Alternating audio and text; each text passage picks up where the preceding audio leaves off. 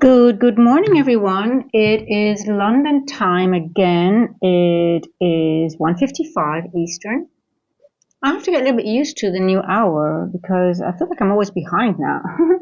I wake up really early, but I'm still like, oh my God, it's already 2 a.m. So for some reason, it still feels a little bit off, but we'll get there. We'll get there.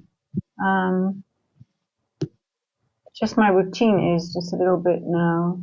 I still have a lot of hours. I wake up like 4 or 5 o'clock here, and it's 8 a.m. now that it starts. So I still have 3 4 hours in the morning, and I'm still like, just for some reason I'm short of time in the morning. I don't know, but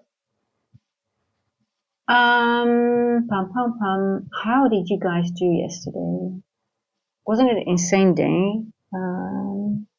New York. I had an insane day in New York because of the trend day, which sort of like was obvious to me at some point. So I was quite prepared. So I have to count how many points I actually made. But I also took the AM move and the PM move, and I think it was one of my best days of this year. But yeah, beautiful day yesterday. A lot of movement. Let's see how many people there are. I want to go over some stuff, but maybe I'll wait till there are a little bit more people because I want to point out a few things, which is it would be nice to share. Let me know how you guys are doing. Did anyone trade Asia? We don't have news today, I believe.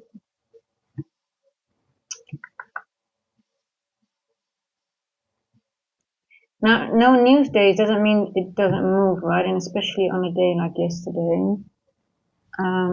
So I always get like, if people say, oh, it's Monday, it's no news day. I'm like, you have to always look at the content. What did Friday do? Trend days, if you journal, you'll see that trend days occur a lot on no news days. Why?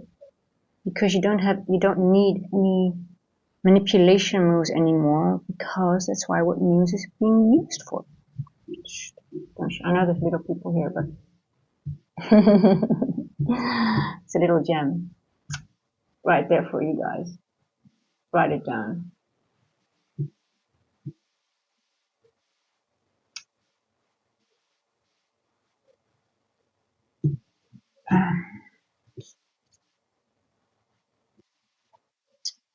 Just watching the 150 to 210 macro. You guys know that I always watch that macro, see what's happening, collecting data, collecting intel. Not putting any money on the line yet. Now, what do we see in the 1 minute? We have a market maker model here, sell side, buy side. Now we have one here. I already have a fair value gap that I believe is significant. Let's see if we can get to that. I think we can get to here and might reject here. Are we done on the small time frame? Let me go to the 5 minute. Just want to see. We have a larger. It's all you see that.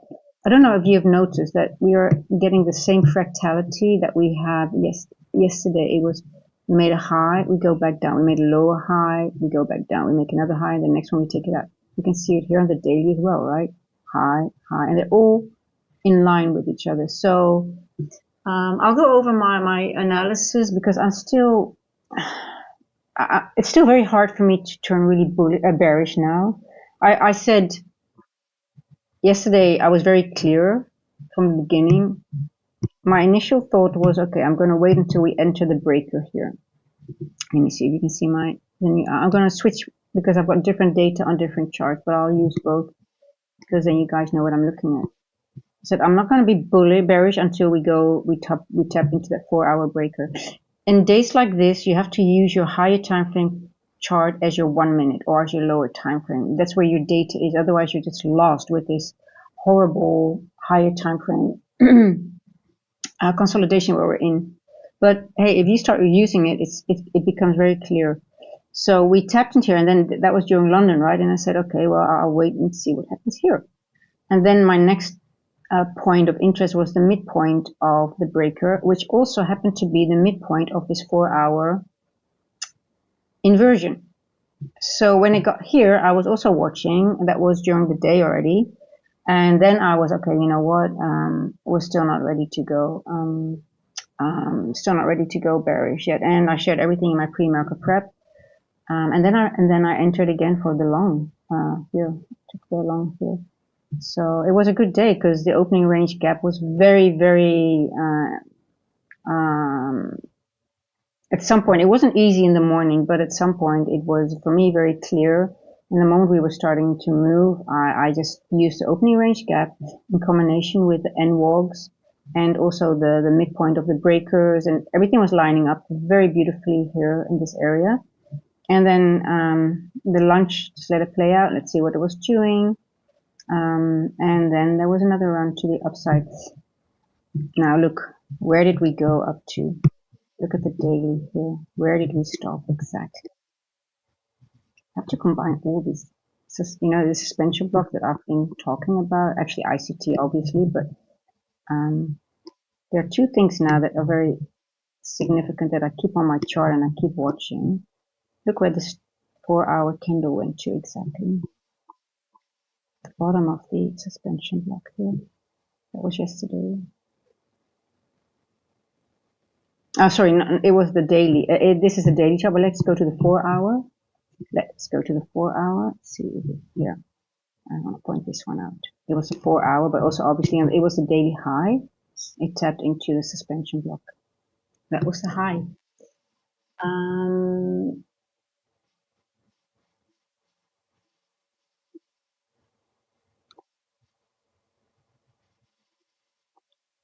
So we tap into the high. Now we're consolidating again in this 4-hour fair value gap, let's say.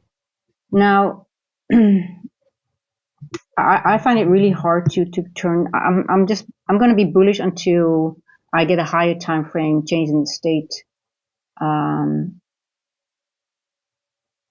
it's going to be a retracement or a full reversal, but we'll know. But look how you got these equals here, relatively equals here, and I also have this high daily IFUG here. So if we are starting to get into here, this will be also my interest here, and this is also, I still have this line here. That is, when we start going up, I will use this level as well. Can't remember what it was, but it is a point of interest for me. I have to go back in my journal why I marked it. But 721, 725-ish will be will have my interest if we do keep on going up. Yeah, let me just get rid of this. So again, we hit the suspension. Now let's see what it wants to do. Either are we going to, it still looks bullish to me though. I mean, what do you guys think? Are you guys bullish or bearish?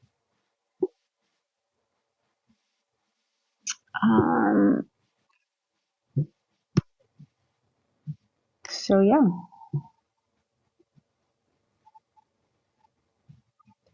this level first presented is an old first presented. We're bullish again.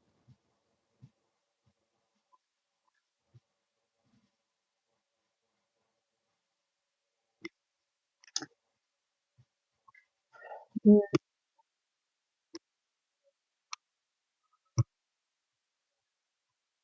What is this here? And this is, and I'm going to put on the annual. I need to put methods. Oh, I'm using a different screen now, so I have to copy this one of the methods. So I'm having different data that I use on two different screens. That's why I'm going to just move around because I just want to see how we are. Something else that I want to point out is, let's just show the daily volume imbalance here on the daily. But as you can see now, what is interesting is if we consider this the bearish breaker, right? We did not close above it yet. So you have to be aware the moment we start getting above this breaker, 4-hour, I'm using the 4-hour breaker, then I am confident of continuation to the upside. So this level here, 25.14-ish, let's say 25.15, that will be my signal to, okay, now I'm really, really, really bullish again for the rest. Now we could get a nice retracement, maybe into this 4-hour fair value gap, right? We still have this, we didn't go into this yet. It's a very small gap. Well, it's not really that small. It's on the 4-hour, but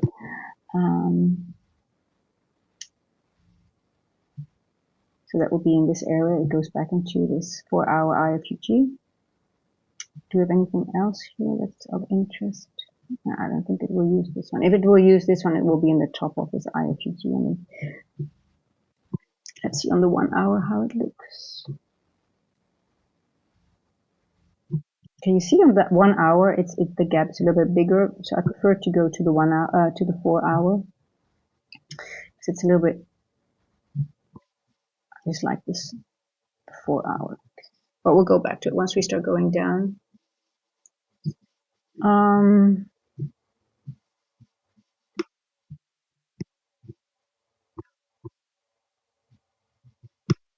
Yeah, so this is a little bit of area for me that I just really need to wait to see what price wants to do, because this is a very important area.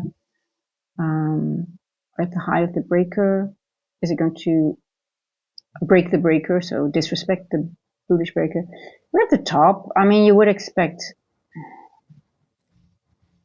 you would expect more bullishness, right? Because we are already above midpoint and stuff like that. But in this crazy market, I don't take anything for granted. Technically, algorithmically, it's still not bullish for me until we really disrespect this breaker. You could still, because we're in higher time frame consolidation, go back and forth, back and forth. So until this really has a body closure over it, like a 4-hour candle in this scenario, it needs to be a 4-hour body closure, or a 1-hour. I would also go with a 1-hour. I would be fine with that. But we're consolidating right now. So we want to be mindful of this area here. This is just for me to watch. If I see clearly that we manipulate into this fair value gap and then we get another move to the upside because we got liquidity here, then I still would enter and give it a go. But I'm just a little bit, I just want to be sure that I'm not catching a falling knife to the downside. Because the moves are going to be large still, because we had a lot of movement to the upside, right, yesterday. So even a manipulation move will be quite large. Yeah. So that's what I'm at the moment.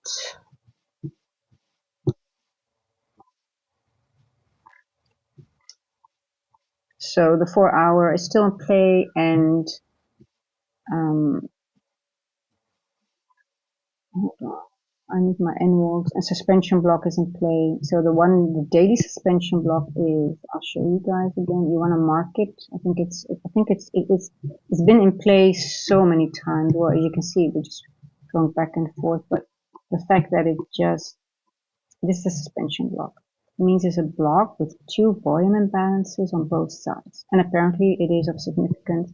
ICT hasn't done a lot of teachings around it, but I'm just sort of testing it. And he mentioned it and I kept it, and it helped me a lot in the analysis so far.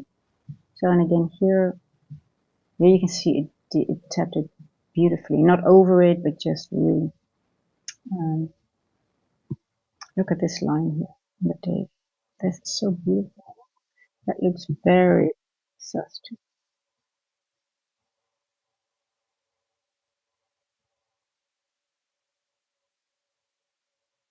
This is trend line liquidity.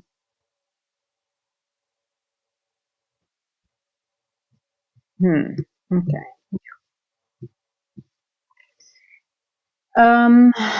Yeah, and it makes sense, right? This is exactly the midpoint half, and this is exactly the bottom. So let's see if what price wants to do. Maybe we go into this wick, maybe we take out and then we go up, or are we going to take it up? Are we not going lower than the midpoint of this body? I think we have to maybe measure the body just to see if that gives us any clarity. So sometimes we use the body now. I'm going to go to the 4-hour. Let's see. Let's see.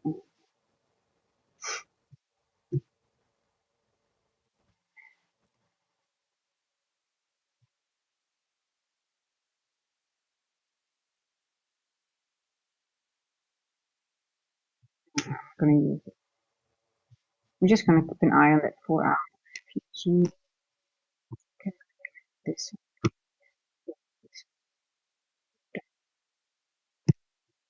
Just keep this.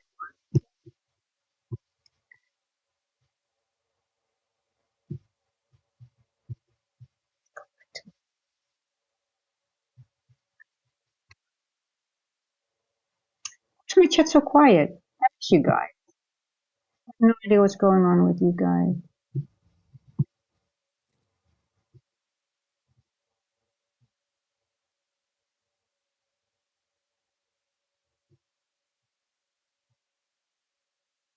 This is methods. Yes.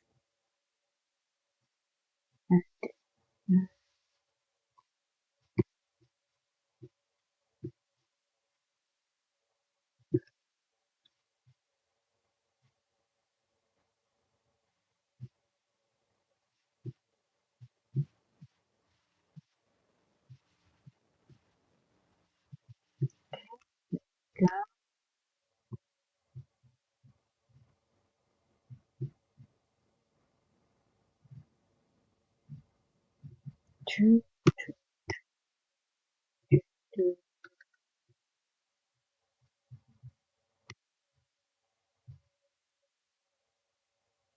And this is the awesome thing of the indicator. You can choose. You can like as you can see now, guys. This is what method did. In this, I said all 20, but I asked him, listen, I don't want to see all 20. I just want to see the ones that price is near. Would you be able? I thought, oh, well, that's not possible. I have no idea what can be coded or not. Even though I have an IT back, I didn't code. I was a functional application manager. I didn't code. Oh yeah, sure, I can do it. So now he entered like above and below. So now I set the max, but I only see the ones that are applicable now. Isn't that awesome, guys? So now I don't have to think about my NWOGs or NDOGs if we make large moves. Now it's just like, okay, price will show me the only 2 ones that are applicable. So that's why I love this indicator. And no one else created that. No one else out there. So guys, definitely use if you're using your NWOGs and your NDOGs, and look how beautifully the event horizon is being used now as resistance. So now, and if it goes up, I'll see the next one that is applicable. But my chart is not so. See, and now because we go down, there's another end. The event horizon changes because now we are below. The moment the body closes above the NWOG, it takes the next NWOG here, and it changes also the event horizon. So, but obviously I know now that the event horizon is here. So even though it goes down, I still know that here is my event horizon. So it gives me a lot of information without having too much on my chart.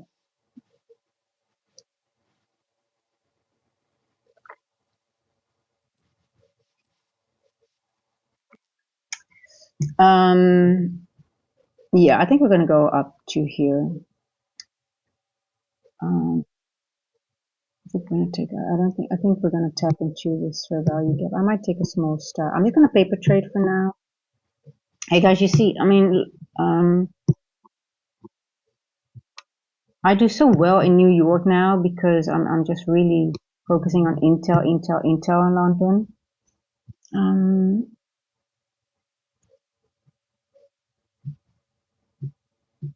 Okay, let's see. 214. What have we been doing so far? We went into this fair value gap here. We created this at 125, and we moved up. And we're just grabbing liquidity. Yeah, let's see if we can get up to here. 997. I like it. Let's see if I can take a scalp. It's still 40 points.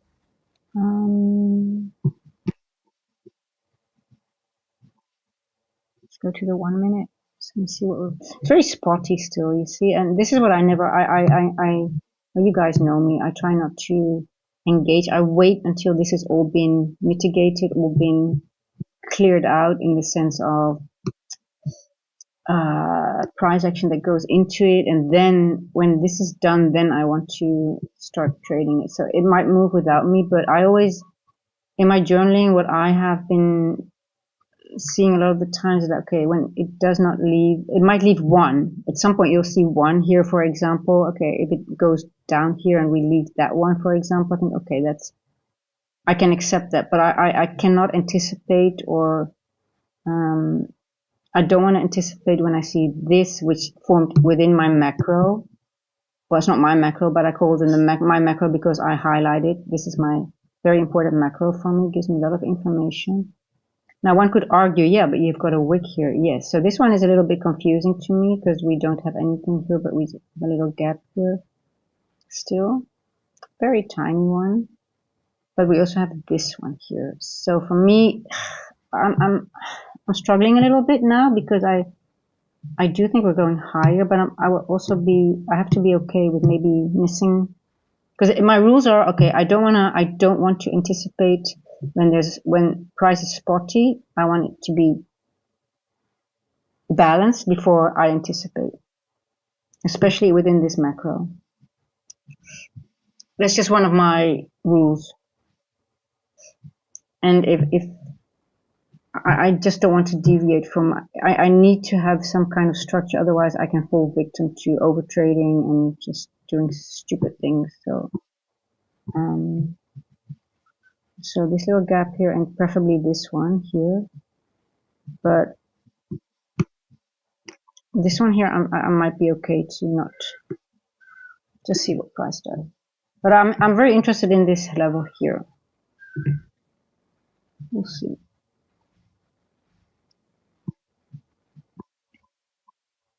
Let's just see. Hey Tamir, how are you doing? Yes, the first comment. Hello, thank you. I was getting worried that something was wrong with my with the chat. I was like, oh my god, there's no one here, or no one, or maybe the chat's not working. I was like, oh boy, what's going on? Where are my friends? Everyone's so quiet. So Tommy, did you trade yesterday? Did you manage to catch anything in the New York session? Let me try. By the way, I want to check if my Discord is working. If the link in the Discord that I put in is it the correct one? Let me see. You know, this is so weird. This link always, I have to change it almost every day.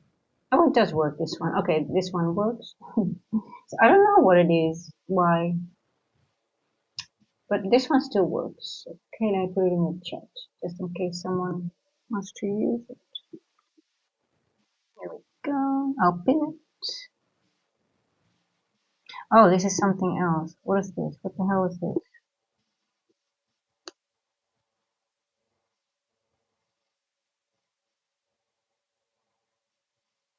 That was some weird stuff.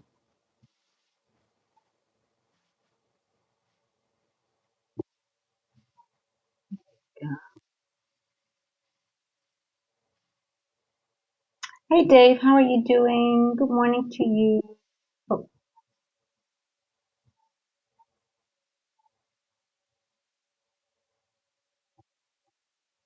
oh come on.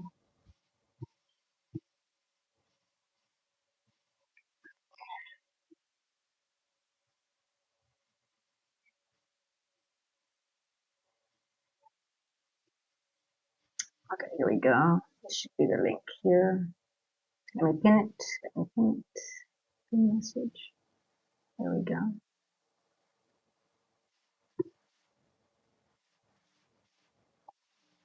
Hey Solo Dolo. Hey Chambu, how are you doing?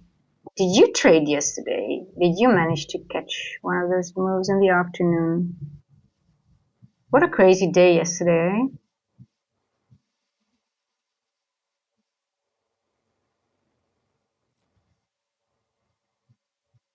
Okay.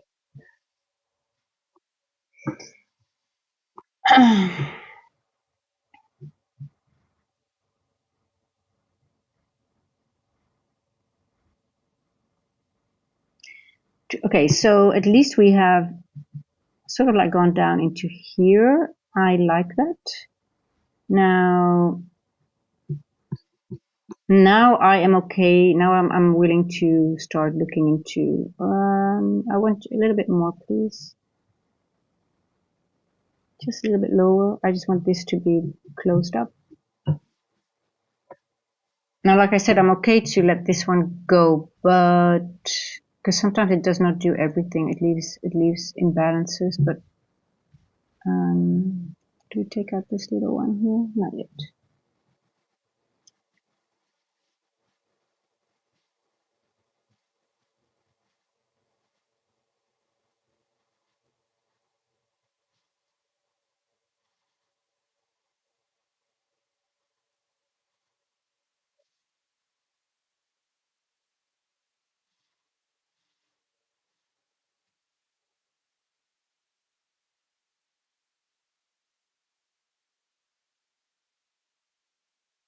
$2.20.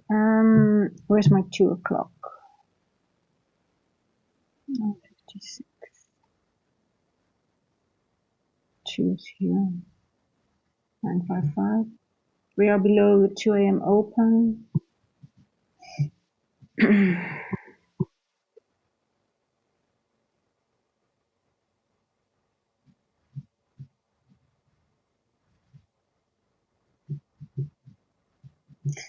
Let me go back to this one here.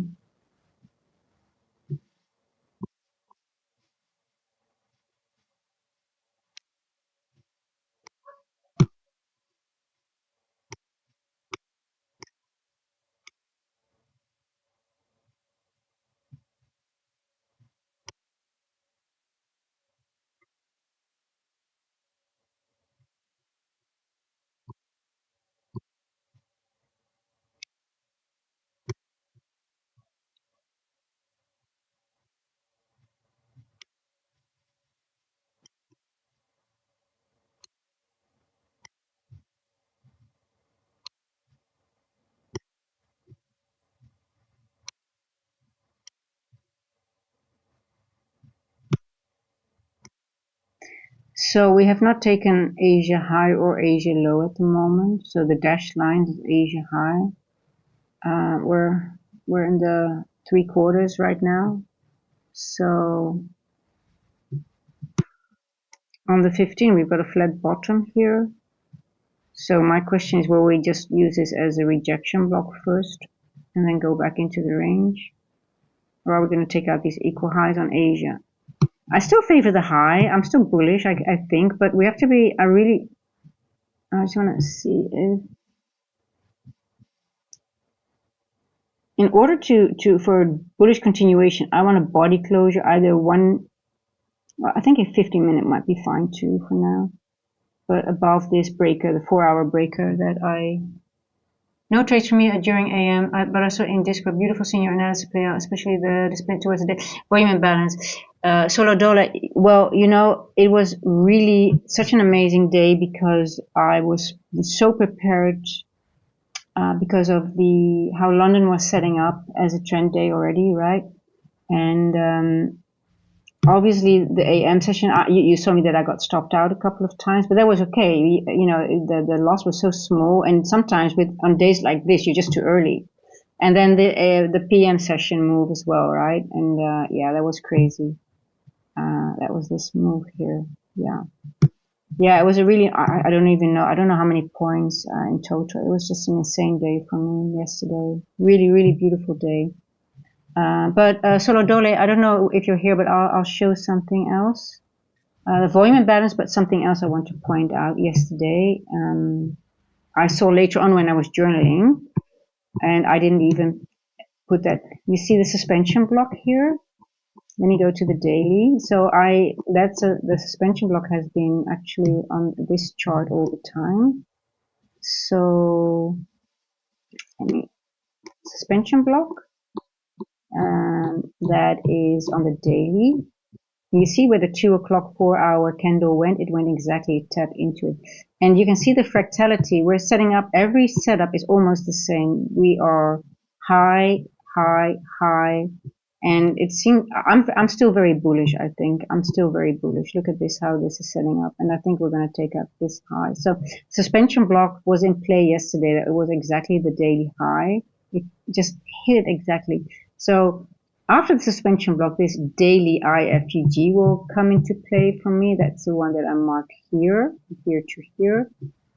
And then I have a level here of point of interest if we still go, if we keep on going up higher. For now, my interest is this level here, let's say 996. I think we might get there today in London, but still watching a little bit. So that was that, again, using the event horizon and everything. But let's see if we can go back into the suspension block.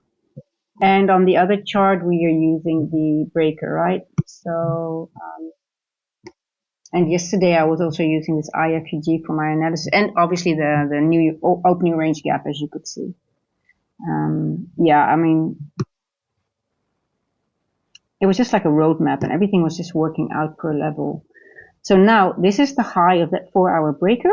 As you can see, we have no body closure yet. So for me, I'm still very vigilant, like, are we going to get a retracement in this 4-hour fair value gap? And using still this IFUG as a springboard back to the upside.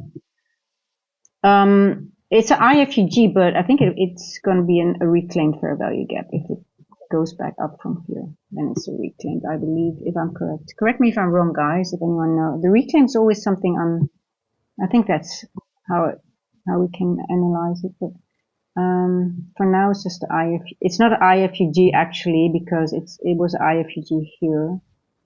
But I just call it IFUG. But technically, when we use it here, it will be it's a reclaimed one, because bullish is bullish again. IFUG is the function changes, right? It becomes bearish. So this was a bearish. Well, we didn't have actually price action here, but I should call it reclaimed. But forgive me if they're purists here. Or, I mean, please, I don't mind if you correct me, because, we should be corrected if it's wrong. But I'm aware, guys, I'm aware. Oh, I might be called away again, because the people are coming for the fingerprints of the breaking. You know what the police told me yesterday? I don't know if you guys know about this. So they only stole a TV at my, at the neighbor's house. We live on the same property, but there's two different houses.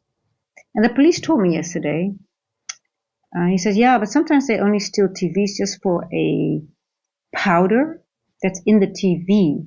And I said, what do you mean powder? Well, it is sort of a powder, a chemical that they use for drugs. I've never heard of that. That was totally so something. This was really just for a functioning TV. But sometimes they go from house to house and they just dismantle the TVs in the house, and then they just go for, I don't know, some specific powder that in the TV. Does anyone know? Because I didn't even have time to Google it yet, but I was like, really, that's so new to me. No, I mean, and apparently it's a very little bit of powder. So I don't know. That was maybe I should just leave some of it, buy some powder like that, and put it next to the TV. If those come into my house, no, just leave the TV. Here's your powder. Just take the powder. That isn't it interesting? Are you? I think Jumbo. I mean, your name is. Are you from South Africa too, right? Or I mean, your name sounds South African. So I was just wondering. I never heard of it, and I'm actually very curious about it. And what is it? And what kind of chemical is used that they convert into? And what's the drugs that they use actually? I'm quite curious. I'm going to Google it because I'm very interested, because like I say. Oh, look at the hornbill. Hello. Can you guys see the hornbill? Oh, you're Dutch too? My mom is from Tanzania. Oh. Well, I'm also Dutch, as you know. I didn't know that. So do you speak Dutch as well? We've got a few Dutchies here. Actually, quite a few.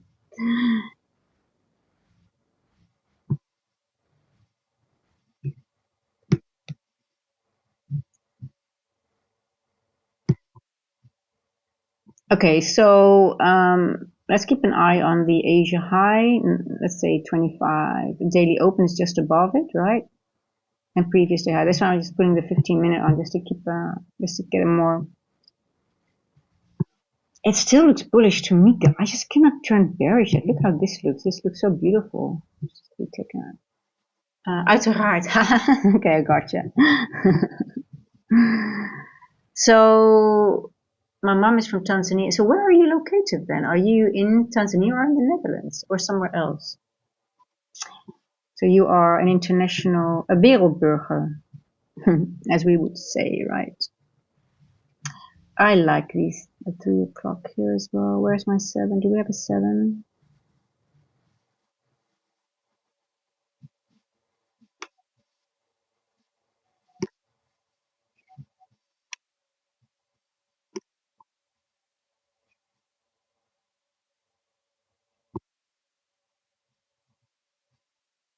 Okay, let me see, guys. I think I want to start paper trading.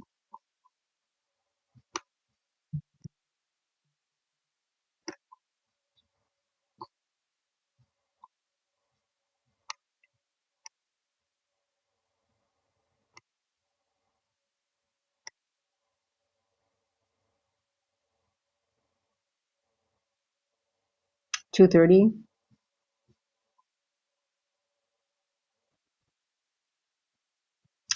What happened to my lines? Oh, I have to be on this one. I want to be on this one. Okay, I'm sorry. I'm just gonna I want to trade from this one today because I want to use. Okay, so everything clear from the daily. We'll go to the 1 hour.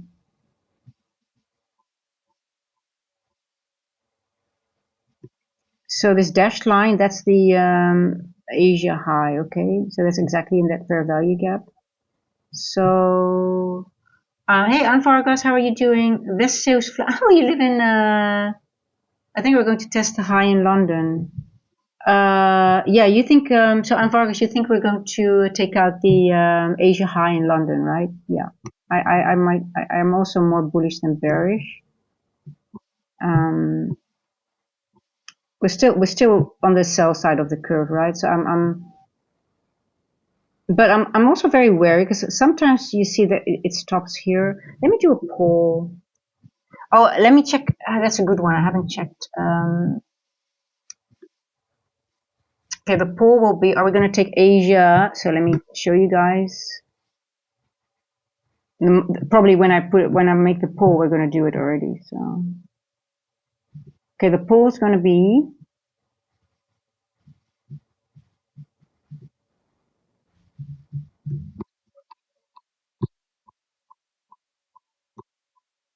This is Asia high, the dashed line in the red line. Are we going to take it out in London or not? Let me quickly make the poll. Hey, Zar Trader, goedemorgen. Are we taking out Asia high in London?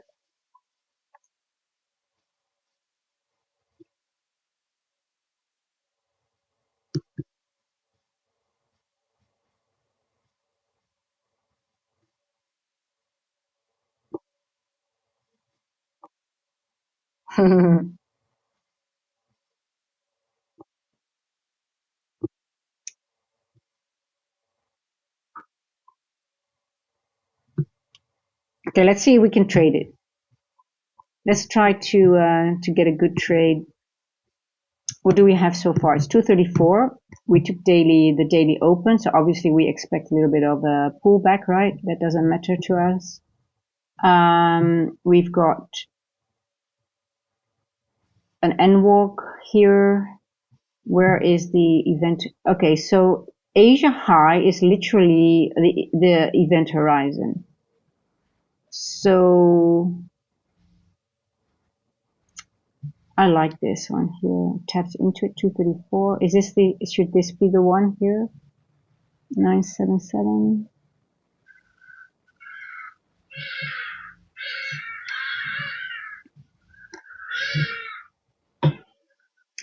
Now let's think. Let's say if we miss the move. Let's say it goes too fast, and we're gonna miss the move. More important to me is the question, what are we going to do after we did the, is that maybe the high, and then we, because we're still at the, I'm sorry, I'm just going back and forth between the two because I don't want all that information on two. This is also the top of that breaker, right? So the moment we are above this, then we really turn bullish. But the question is, are we going to get a retracement down after, before we go?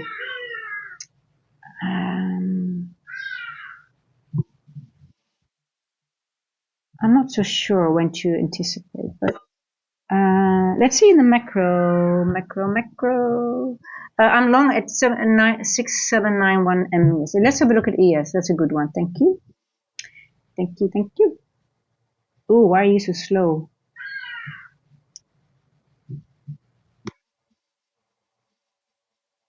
Okay, so also ES did not take out.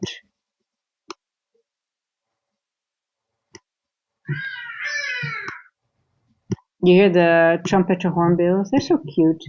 It's so funny because I have an outdoor shower, and when I shower, they always sit in the branches in front of me, and they sort of like always say hello. It's so funny. I really like them. It's like a family, and they're so cute. Oh, I think we're doing it now, right? Okay, let's see. I think we might get some.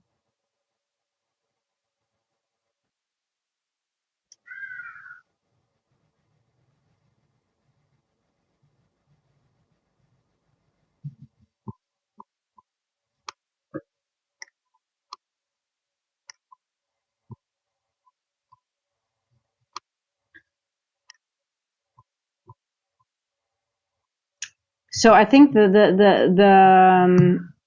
SMT will come not from these, because I think we'll both take it because Asia high is here. So I don't think we'll have SMT here, but maybe with somewhere in this area there might be some SMT. Either we take out these highs and ES does not. That's what I think, but we'll see. So I think they'll both do the same, right? They both have a wick here. Yeah, okay. And on Vargas, you're long from 6791, 6791. From, oh, nice one. Exactly from the open. Yeah.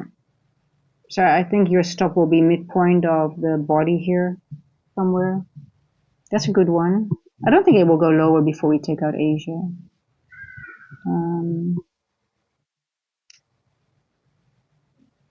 Well, more important for me would be the 2 o'clock. Exactly 2. I don't want to go below the 2 o'clock here. So that's, it could still retrace into here and then, but if it goes below 2 o'clock, I think we might go into this area here, maybe even. Let's see. It's a bit tricky, you know. I'm just a little bit. I mentioned like I want every imbalance to be balanced out before I'm eager to take like this spottiness here. Now, I also said this one is sort of like I can leave this one, but it also bothers me a little bit. My bad entry is 6784. Oh wow, even better. Yeah.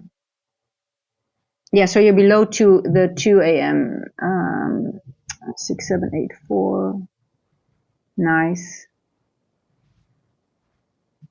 Yeah, so you're literally in the manipulation of the 2 o'clock. Below 145, 2 is here, so you're below, and it already manipulated here. We took out this one. Yeah, I think you're good. You know, even if we might go down, it might just go only into this wick. I think it might not go lower and then go up. So you're good. Well done. Nice.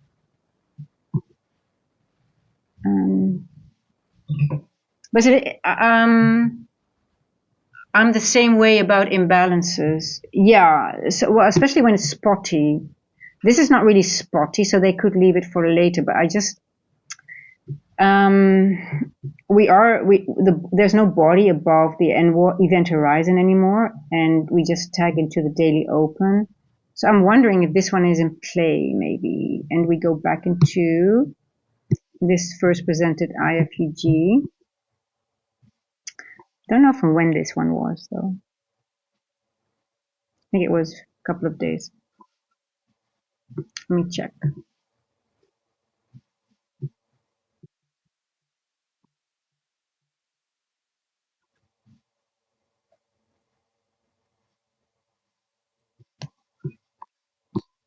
Wednesday. 14.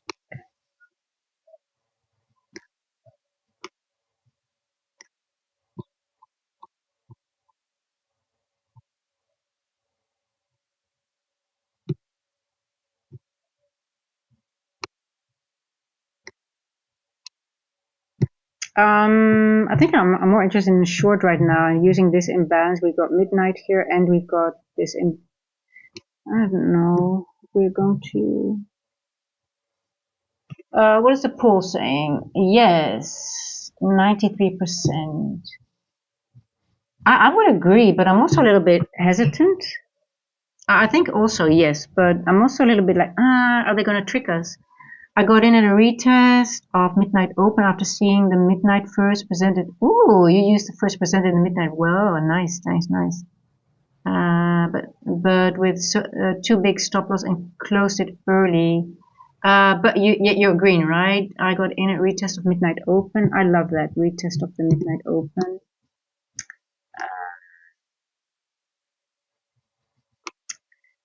So it's always, I mean, I actually also use those fair value gaps. I use the first presented after midnight. I use the first presented after 3 o'clock.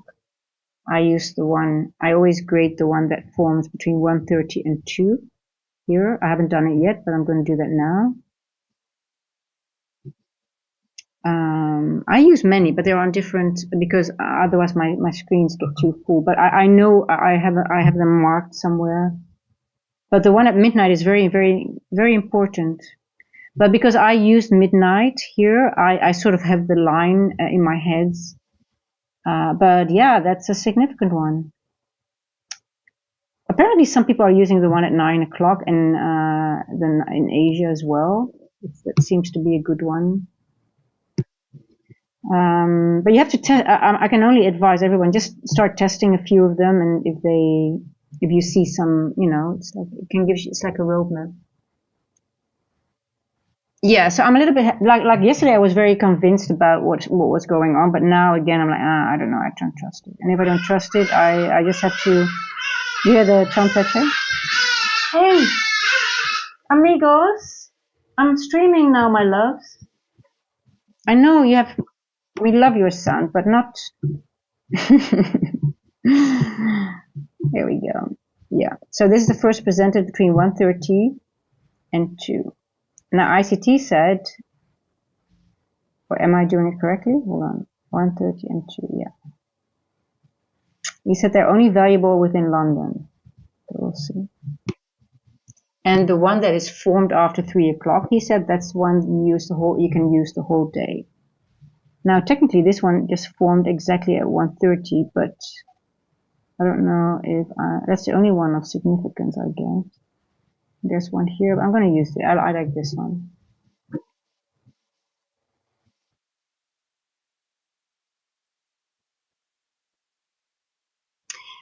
They will trick us into sell punting just like AM, and then go dang it, make it to the move. Well,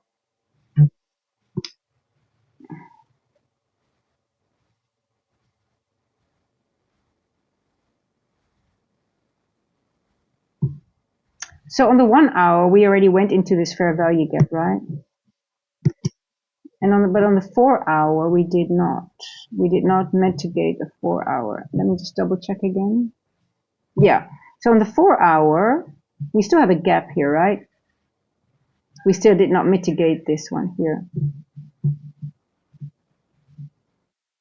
But on the 1 hour, see, on the 1 hour, this is the full gap, but in the 1 hour, we actually did.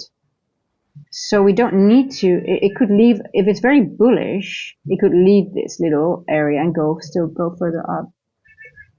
Hey Pia, how are you doing?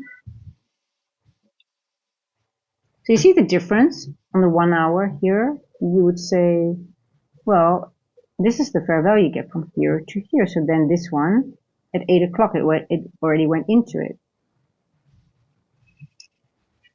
But if you look at the 4 hour, you've got two large wicks, right? So one wick here, you say, okay, no, this is the fair value gap. So you still have a gap here you need to go into, but they can leave it. They can leave it and then use this wick to go higher. You could only go, we could also just go into the wick here and then go further up, right? But we could also, we have to keep in mind that this is here. Where is this? 24,800.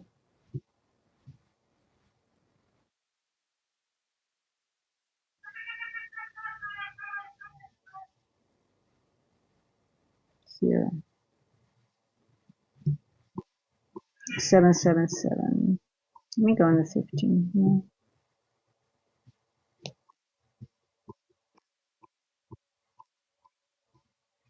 Just want to see what we have on the 15 here.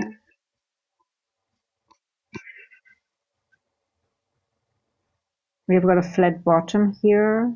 That means lack of manipulation. So I could see us go down here, but then I would think, are we going to reject from here, 840, or we're going to get a little bit lower here, and go into here, maybe up to here. That makes sense.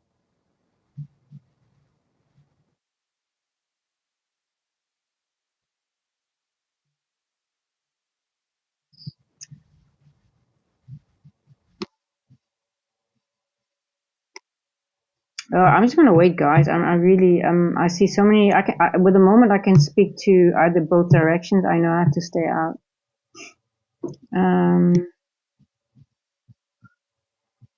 Yeah, I'm going both ways now. I'm looking for from 24,940, 24,940. Okay, yeah, that's that level. I like that, but I just don't know. If Asia's going to be taken out, we took out the daily high. We still have equals, and we've got Asia above us. I'm also favoring that, but I'm also feeling like, are they going to trick us now because we've been so bullish? Like, everyone is bullish now, right? Everybody is. So who do they want to? Who's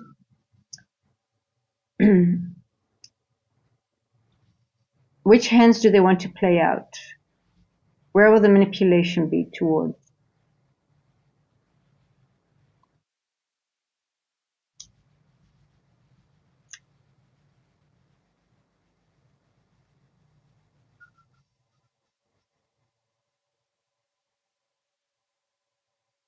What if? What if? What if?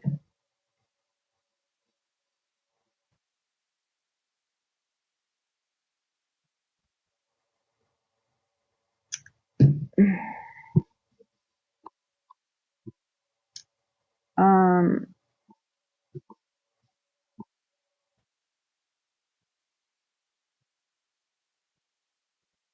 so what I'm thinking, like, if we do go up, I think we're just going up, up, up because we've got so much liquidity here. So I'm just wondering, this is like, for me, once it starts going, it's going to take out this, this, this, and then we might go through the whole suspension block all the way up here.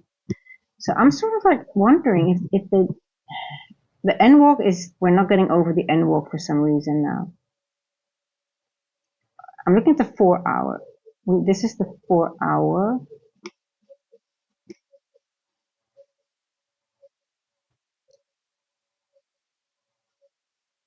We took this 4 hour, took out the liquidity here. I think we're going to go into this wick, to be honest. I think I'm turning bearish for on NQ for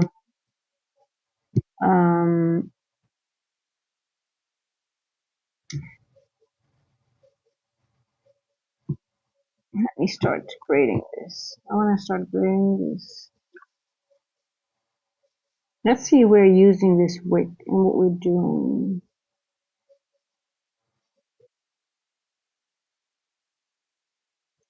Did we use this wick? Let me check. Oh, what am I doing? See, I think something is wrong with my internet because things are just not moving. smoothly anymore. Sorry, guys.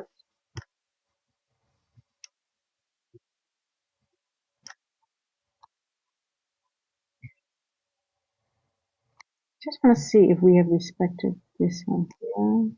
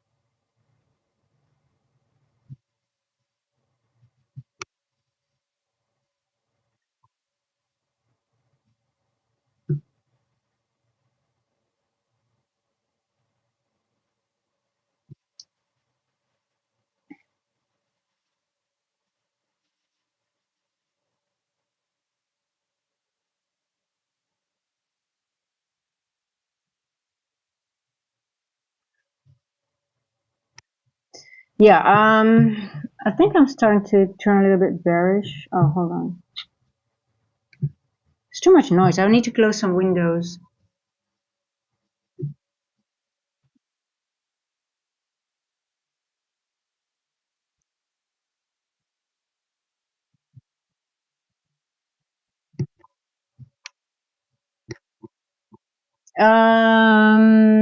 I've seen this movie. We're topping, then it goes down half gap, and then it goes up huge SMH if it doesn't go up fast in London. Yeah, yeah. I think also, I think we have to be vigilant. Hold on.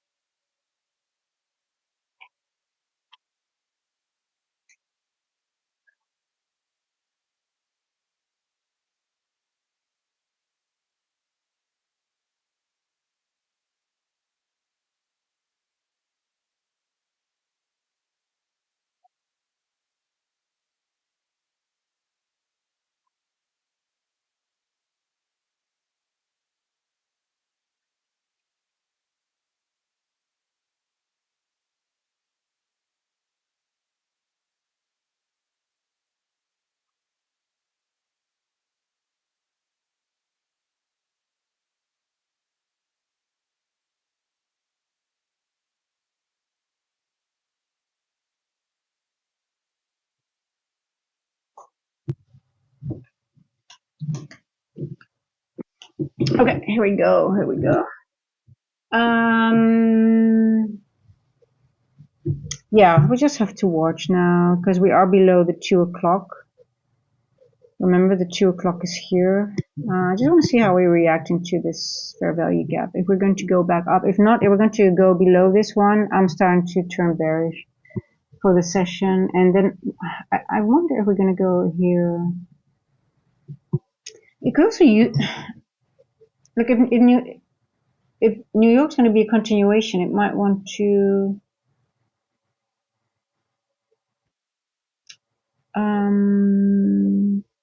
How much did we move in Asia, by the way? How big was the move? We have a large move. I think so. It was a large move, right? It wasn't a small move.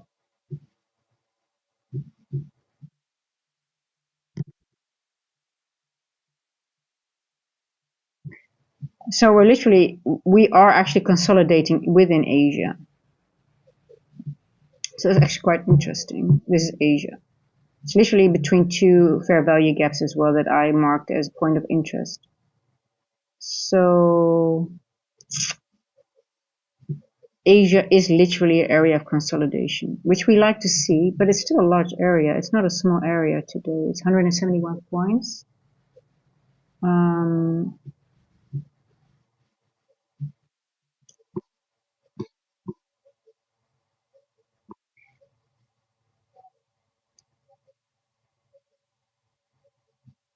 It's interesting. Asia, okay.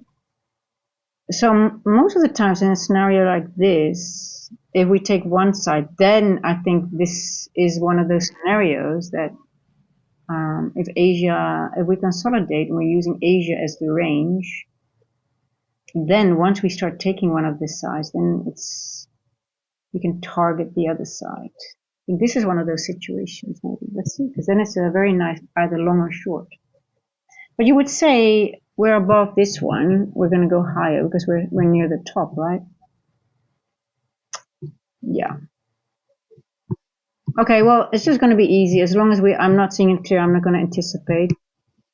At some point, it will become clear. Look what it's doing. This is actually building liquidity, short-term liquidity. So I'm going back to going back to bullish again. I think it was more like, okay, it's not. It's more of the time is not right. And look, it's getting spotty again.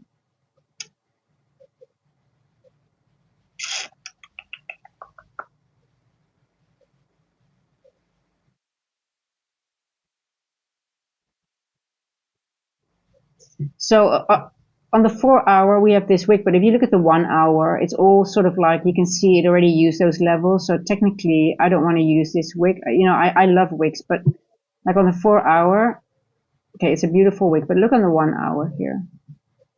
Those levels, you see it has been already consolidating within those levels. So technically, a wick is just a bunch of imbalances.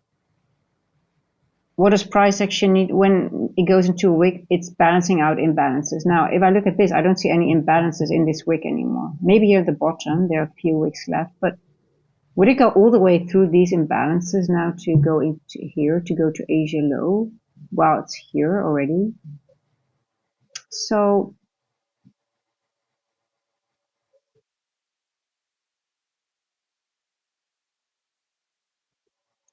and also on the 1 hour, we already tapped into this 1 hour fair value gap. Yeah, on the 4 hour, it did not. But what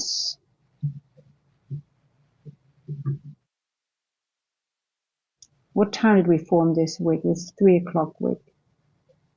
It's going to be interesting because either we're going to go here in this wick at 3 o'clock, or we're going to leave it for this afternoon. Hey, company man, how are you doing? Let me quickly check the 3 hour. Check the 3 hour. 3. 9. 3. Oh, I can frame it both ways too. 3. We didn't use this. Midnight.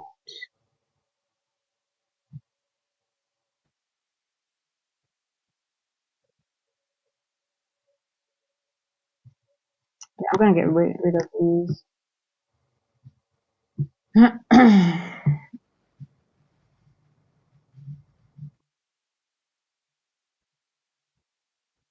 Okay, let me see what the chat said about 84% is yes, 16% is no. There's a huge res and heat map. As expected when you break this map. I don't use heat maps. I have no idea what that really means, to be honest.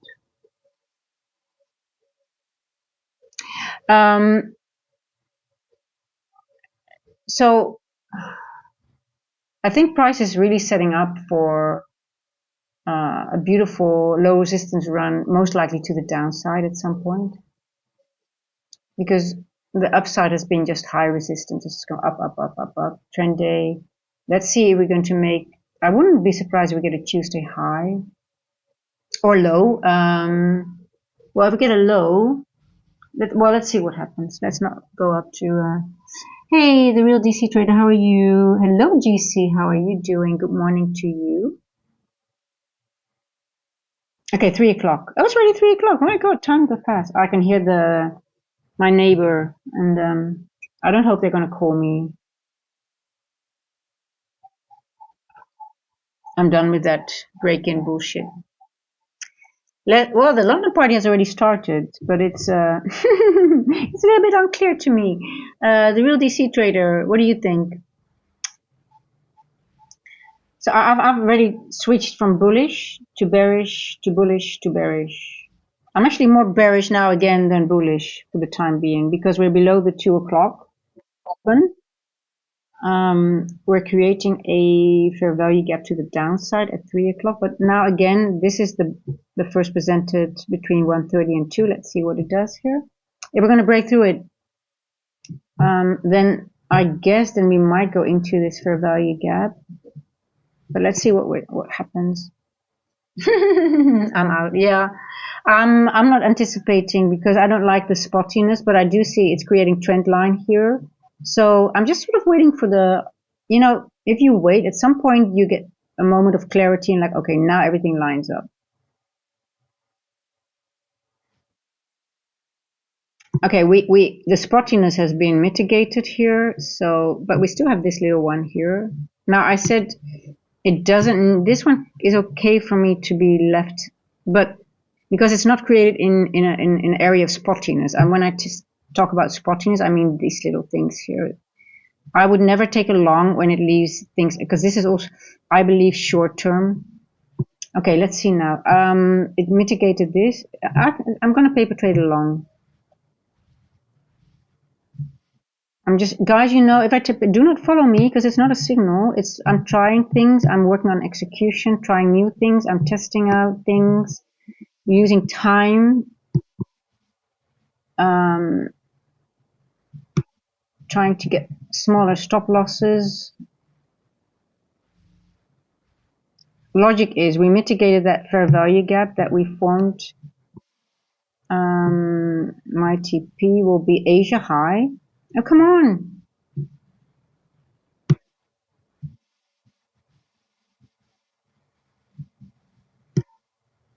So my logic, we created liquidity. We tested this fair value gap.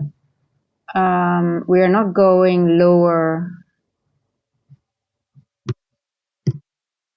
My other logic was that wick, we have already, even though I saw that wick here, I was like, okay, we've already been going through. Asia has been consolidating. But I'm also thinking, like, if we do take Asia high, it might be the manipulation move, and then we go down. Because either we are in consult, we have AMD, accumulation, manipulation, distribution. So higher time frame, what will be the manipulation? Yes, I saw the review Michael uploaded a few hours ago. Yes, I did. Yes, I watched it. Okay, let's see. I'm just paper trading, guys. So we took already daily open. So if we go higher, we're gonna blast through it, and then I think we're in a macro. So let's see if we're gonna take out these.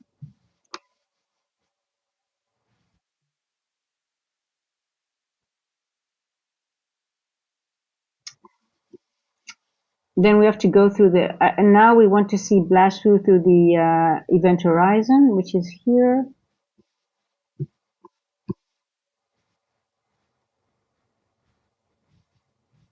We could reject again here. Why? Hey Wags, how are you doing? Because of the event horizon, and we're still creating trend line. But let's see. It's also the time 3 past 3. Let's see. It could reject here again.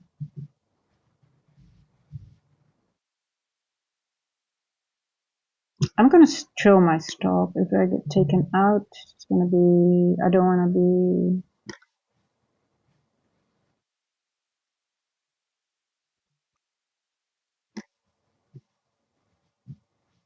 So I'm leaving my stop because of my journaling, right? If I would be here and I would say, oh, see, my internet is getting weird. I would leave it here because of journaling. But normally I would, if I say, oh, we might reject here, I might take it off or take one off and let a runner go. But this is just for my journaling time acquired if it works out or not. I always leave my stop and get stopped out, but I wouldn't do that when my money's on the line. So that's the difference when I paper trade.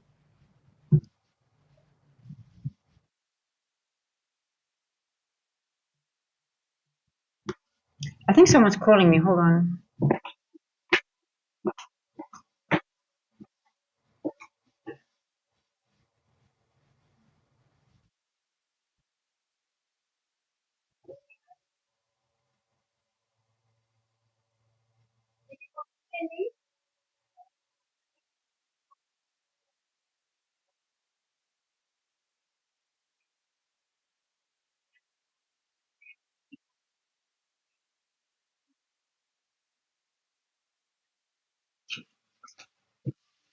Ooh, look at that. Okay, nice, nice, nice.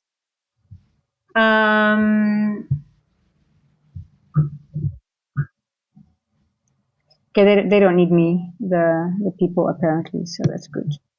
Okay, okay, let's go. Okay, so we took Asia. Asia has been taken now. So the chat was right again.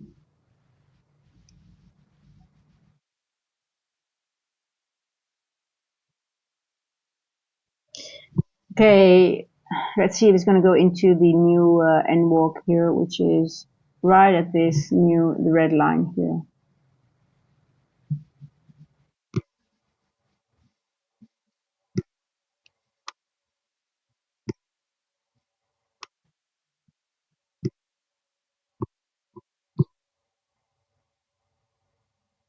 Mm-hmm. You need to go the green line. So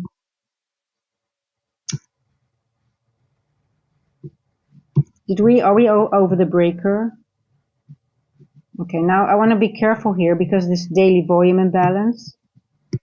There is a daily volume imbalance here, so that's why I'm a little bit hesitant for a really large move because of this area here. That's why I'm going back and forth between my two charts. So I don't want everything on the same chart. See here, this daily volume imbalance. I really want to see how we are behaving. Plus here there's a bearish fair value gap on the daily.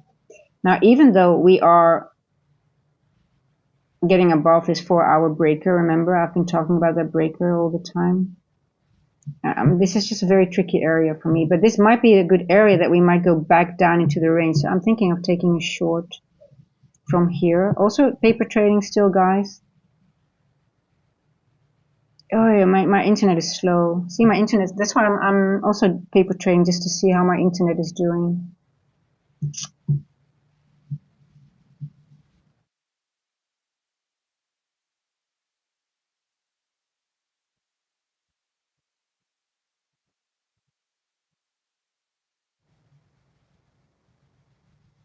It's not working.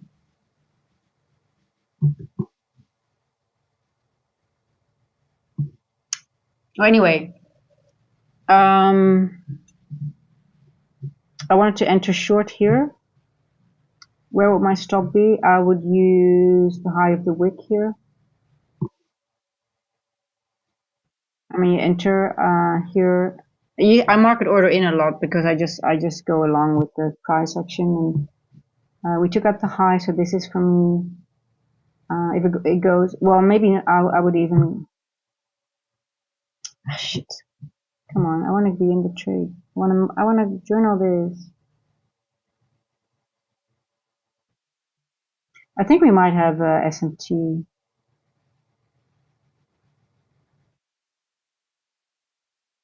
We might go higher and tap into this N wall, by the way.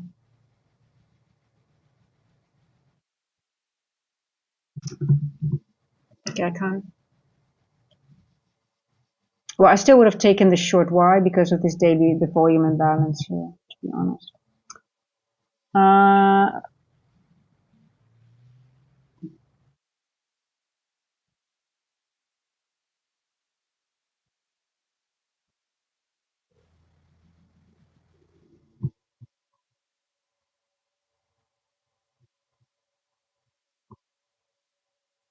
What time is it? 10 past.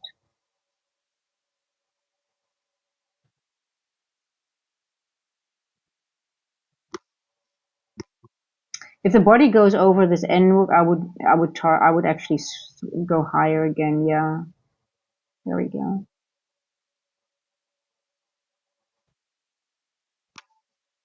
I'm going to open up my account. I think price is moving nicely. I think it's not. We've got good. I think we've got good price. Price action is not too bad.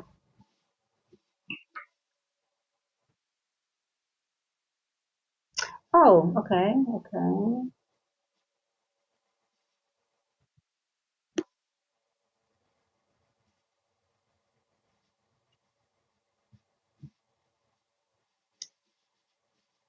Oh, here we go. Okay, well, obviously I entered much later. Um, yeah, no, this is not good. I need to get out here.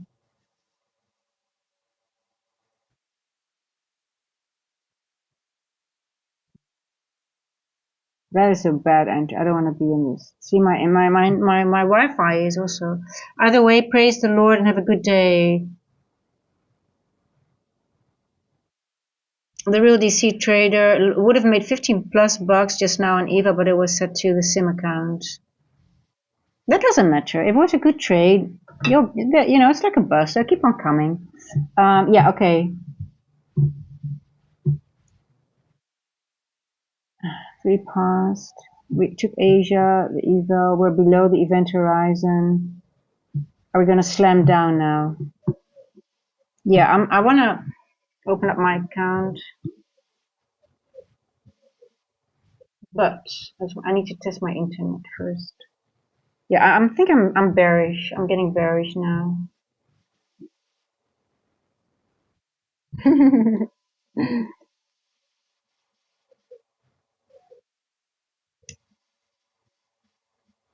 The only thing that I don't like, I would have rather had it like test this, just tap into this N walk, retest this N walk. But look at this daily. The bodies are not going above the event, above settlement price. We tapped into the daily volume imbalance. I want to check the daily volume imbalance. What are we doing?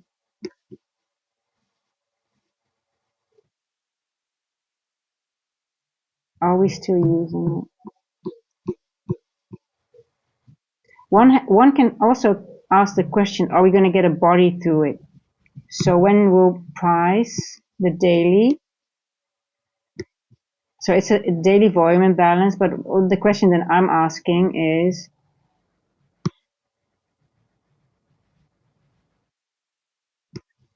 when will we get buy side going through it? So when will the body, that means when will we get a body closure above it? So if it's a daily candle, we could go down, but we could go up later today, right? Or is it going to go up now? But if you want the candle closure, you want the full body going through it. So that means it will has to keep on going, and there cannot be any closure. So if it's going to reject here, it could still come back later on today. So that's more my analysis. Like, okay, it's not ready today yet for the daily, but are we going to go higher? I think we're going to go higher again later on. But does it need to go up here already? So that's sort of like, it makes sense if it goes down first and then maybe in New York goes back up and then takes out these highs.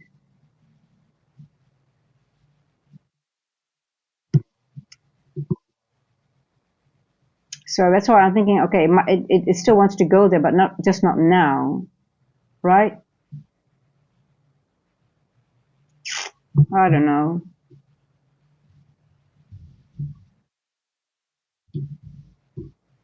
Sometimes my brain goes too deep in things, and then I just confuse myself.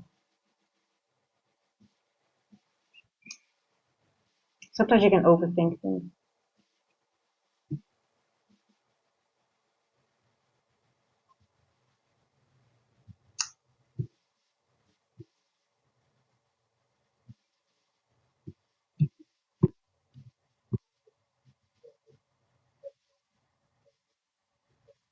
The 15 minutes. What do you guys think? We took out Asia high. I'm gonna do another poll. Are we done? Is London high? Hey Andre, is there SMT?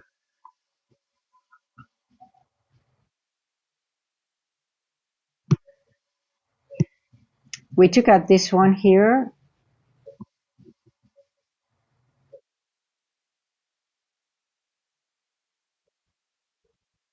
Monday, 9th of March.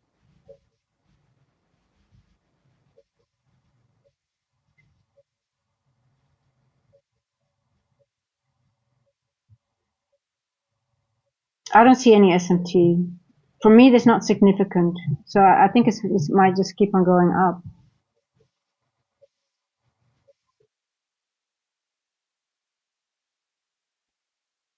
I don't see SMT. See, no, there's no, I think we're going to go here. Let's see.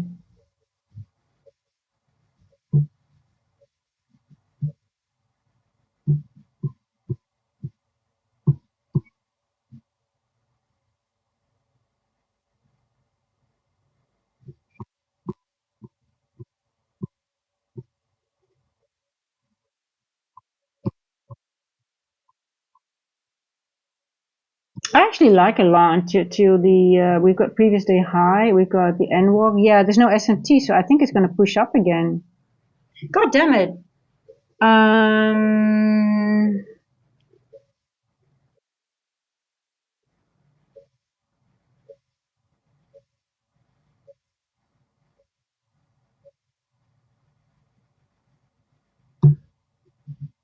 going to paper trade another long.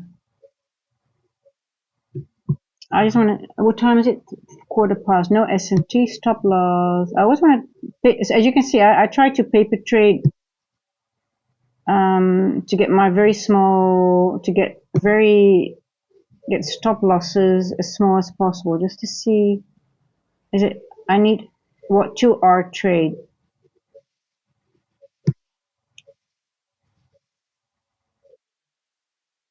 Now, what's my logic? I can be totally wrong and time might not be ready yet, but we retested daily open here. There's no SMT on the 15-minute. I use 15-minute. I've got the NWALK here, which also matches up with a fair value gap I marked as a level of importance. We've got engineered liquidity here.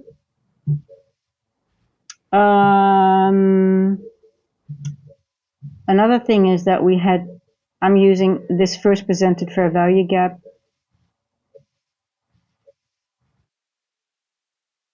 Well, actually, this is the first presented here. Well, we engineered liquidity here. We took it out. We already mitigated this one here. Yeah, so this is my logic. I'm just aiming for this one and then previous day high. But that's because I just don't see any SMT. We are above the event horizon again. It keeps on popping up above the event horizon. So let's see if we can make it to this NWALK or not. Yeah, I don't think it's too bad either as our trader.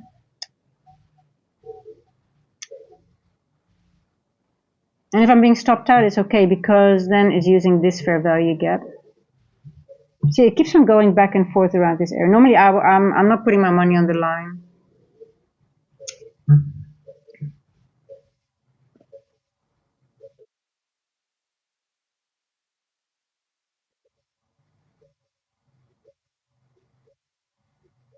Yeah, I totally get that on Vargas, the short as well.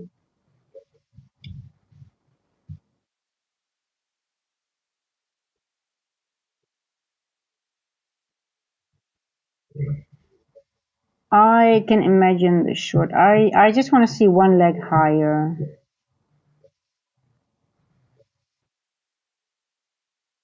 If not, I'll be stopped out, but that's okay.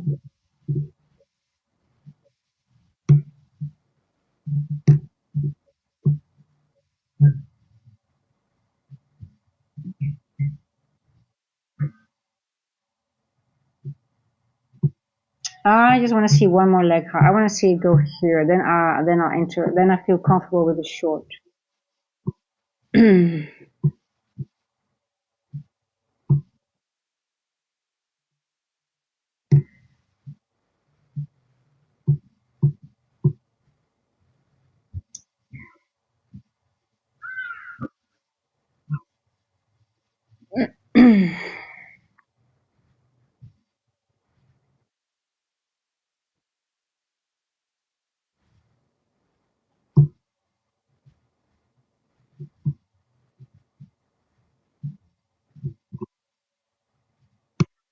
One more leg higher. Come on, give it to me, baby.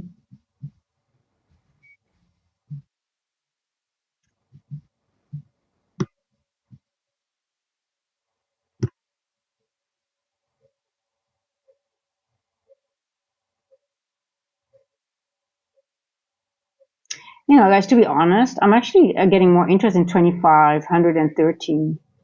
Let's see, 2513. 100. I might even get interested in this level here. Let's see how price is going to go.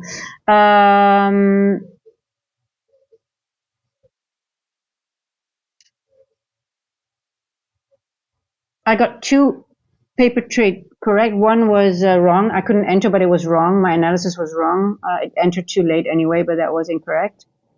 I think I'm starting to get a feeling. I think I'm getting more confident. Let's see. I wouldn't be surprised if it. Listen, we are above certain levels, and I said if we start really going above this level, then I have to get bullish again, and then this one comes in play. Let's see. Took the loss. Yeah, but you have a small loss. That's fine. You pay a little bit of intel. That's all good. Journal, journal, journal.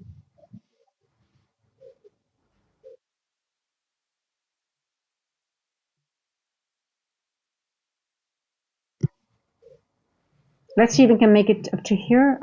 Sorry that I go back and forth, guys, but I really want to see how price is behaving.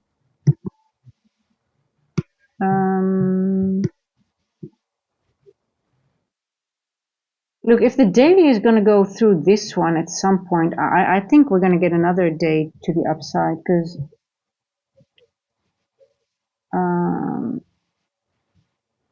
I wonder if we go lower today at all.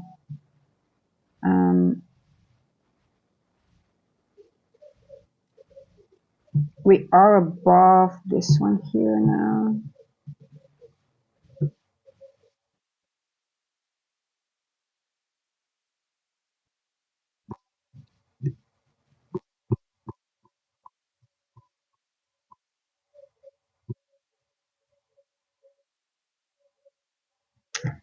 If we close above this level, then there's no more bearish breaker, 25.11 on the 15 minutes. So I'll give it 7 more minutes.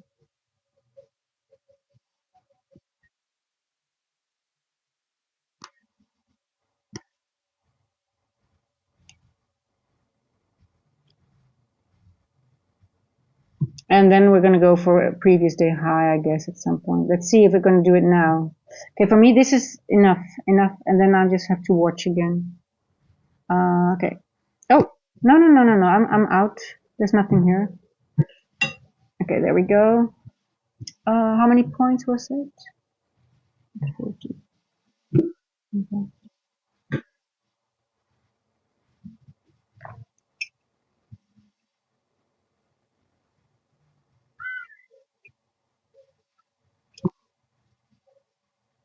Hey, Mether, I saw your message. I have to look at, that's really weird. I changed a lot of, I'll have a look at it again. I don't understand why you have no, why the permissions are not working, but I'll check it after the stream straight away.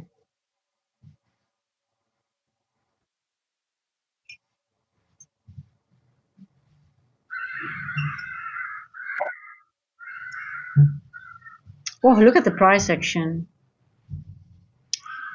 I lost my gains, break even. Okay, well, just take a breather. Don't start revenge trading. Just go take a walk or either start.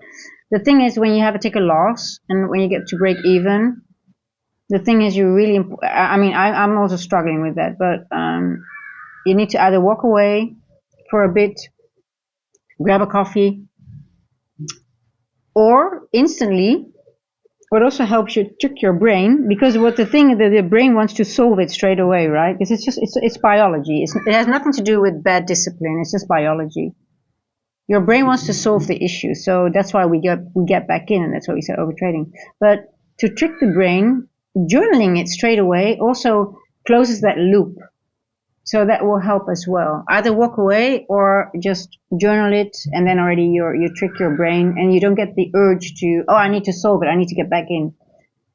You need to get your cortisol levels down, and then you will see it, because your brain just works differently when you're on in a fight-flight status.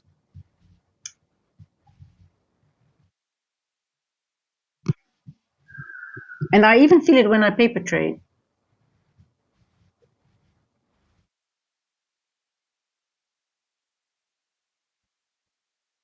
Can you guide me through your thought on taking the long position? The last one?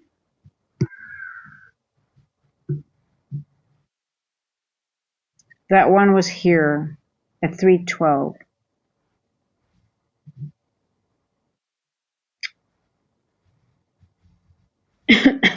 I will go over the logic. Yeah, journaling closes the loop. I mean, it's sort of like very counterintuitive to start journaling while there's still price action.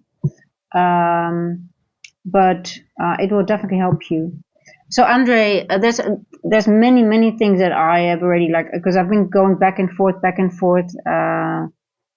First I was, okay, I think we're going, we might turn bearish at some point, but so I'm using two important things right today. You were here yesterday as well. Remember the breaker here, this breaker, the 4-hour breaker. Well, we were hovering, we were just going back and forth here, and we didn't go over this logic. So I kept this in mind, plus this daily volume imbalance here. So 2509. Now going back to this one here. So this fair value gap also has Asia high here, right?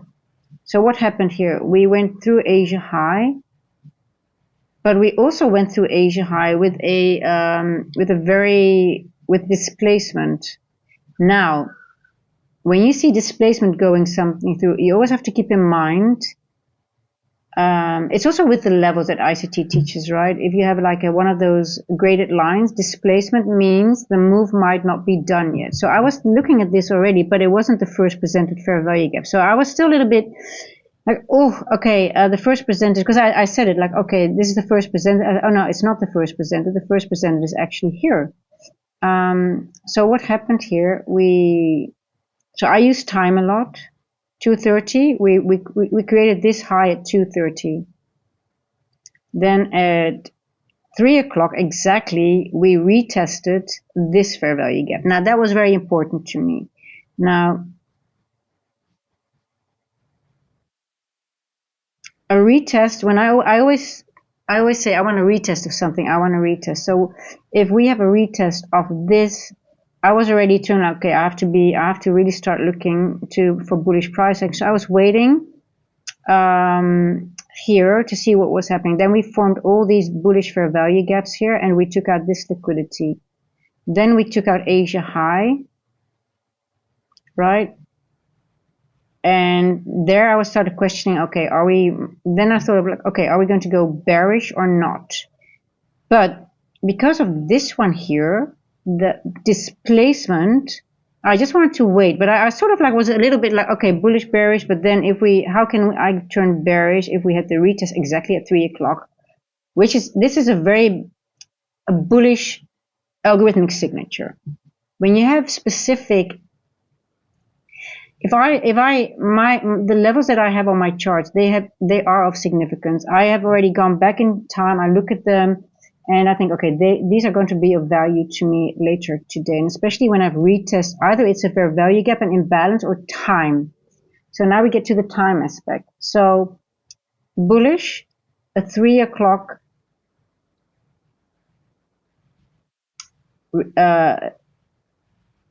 into so it's also like either an imbalance or this could be my silver bullet at 3 o'clock exactly. But I wanted more, and from me it was this one here, this candle 312 in the daily open. Now 312, I don't know if people, if there are people who know the significance of 312. Are there people that use 312?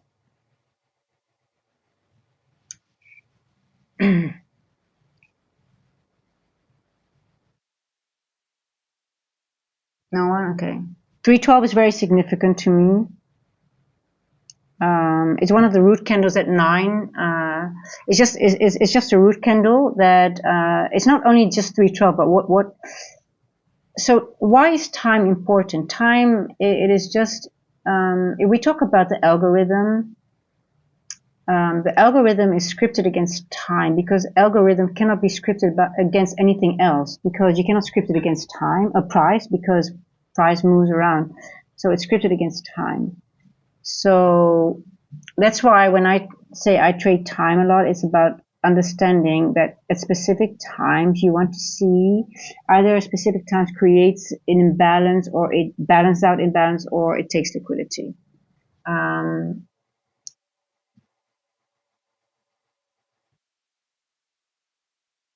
No, it's just a root candle. It's just an important root candle of the London session, and it works together with another time. Time works in cycles, but yeah, it is sort of like 369 does come into play. It's always vortex. But then okay, so now in combination with this is where I would took my long, and I just played it up to here.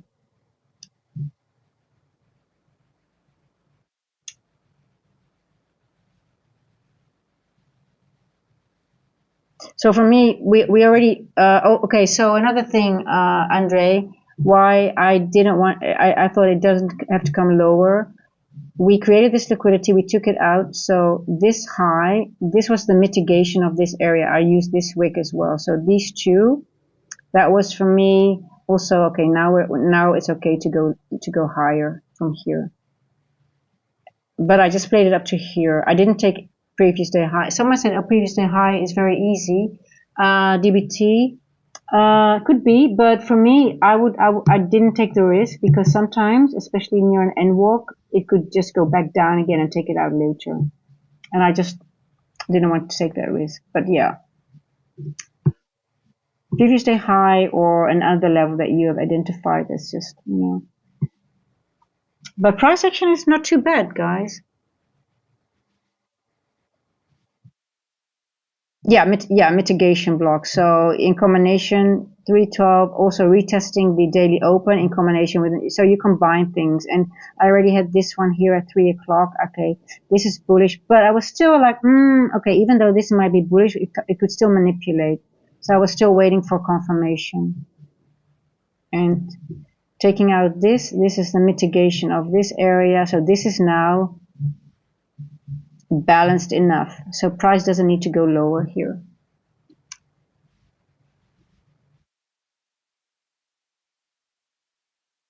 I'm just going to more, if I'm not really 100% sure, I just take small, I'm getting better at smaller trades, guys. Are you seeing it? So yesterday I only had like, I literally had trades. I think my afternoon trade was 200 points, I think. I can't remember. I think I made over 400 points on NQ yesterday. It was just crazy in New York. But I don't feel that confident now to take those trades. But it's just combining. I mean, for me, it's just combining a lot of things, and I might overcomplicate things a little bit, but that's because price action has been so. Just for me, a little bit. I was struggling a couple of weeks ago, but since yesterday, it's getting a little bit more easier for me now. I feel, but hey, listen, I'm not. It's not easy. It's really not easy.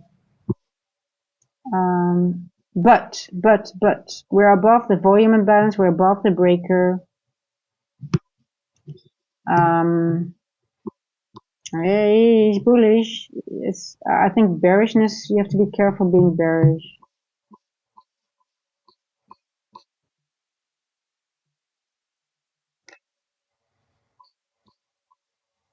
Liquidity.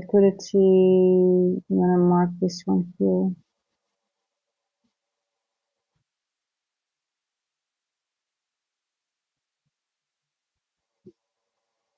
Another daily volume imbalance.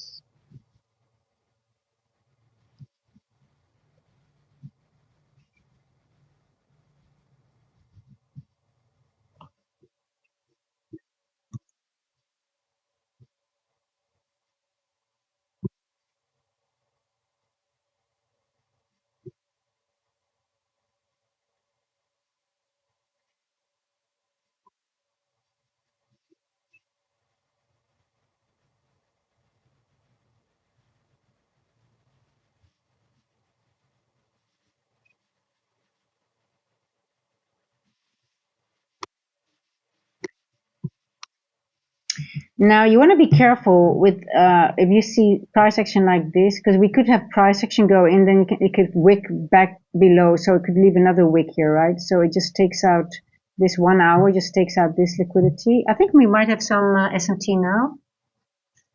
Hey Marisa, yeah, I'll go over the indicators.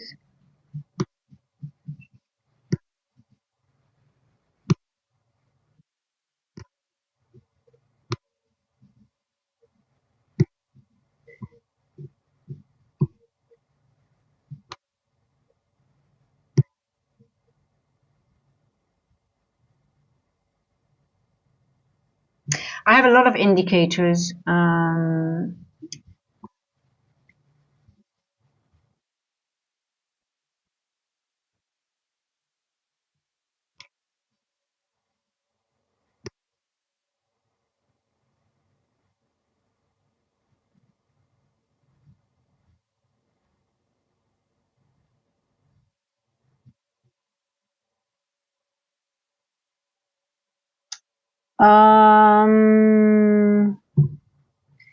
I'm not too sure if this is the liquidity it wants to take.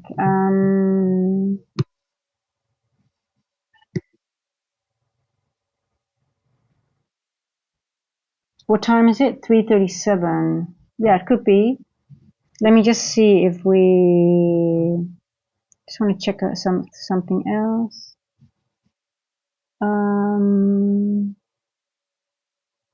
I wonder if it wants to grab. I still have 2,514. I'm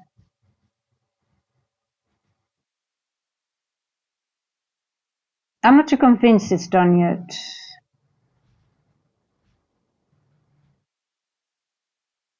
25,114.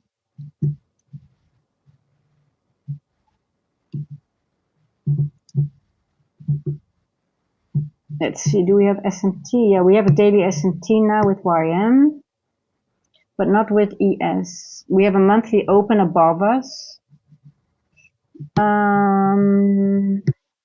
Not with ES. We have got another previous day high here.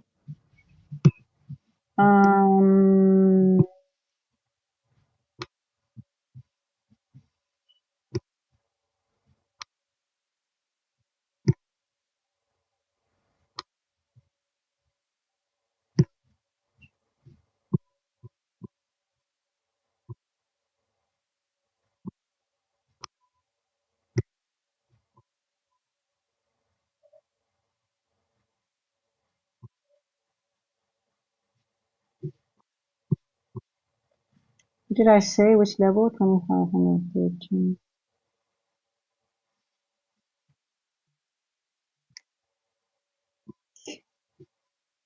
I think we're going to get one more leg higher. I think we have more. I think we might have just a retracement and then we go back up.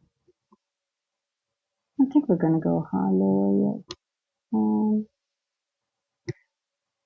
We've got another macro coming. Let's see.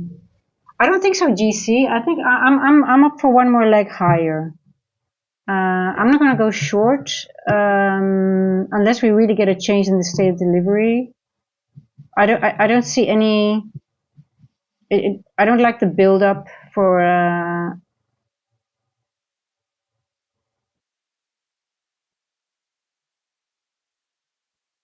want to see one more leg higher. Like I said, I like this level here. I think we're not done yet. Let's see.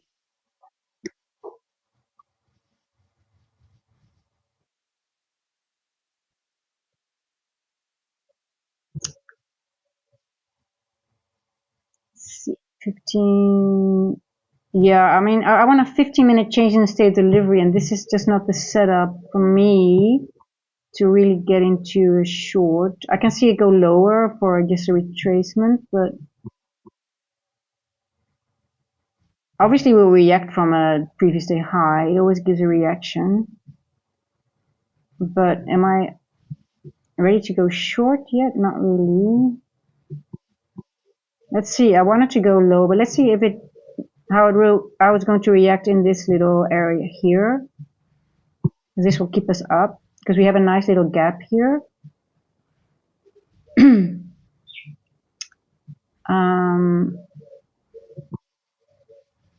Yeah, I wanted to play it up to. I think I might enter next. Let's see next macro. I'm just gonna wait a little bit. I hope it goes down a little bit more.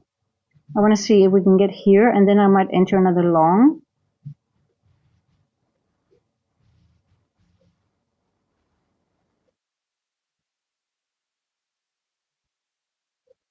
Let's see. We do have SMT with Fridays, 5 a.m. high on ES. I didn't see. Did we have? I only look at 15 minute, not more than 15 or less than 15 minute because of the larger time frames that I trade. Friday. Is it this one?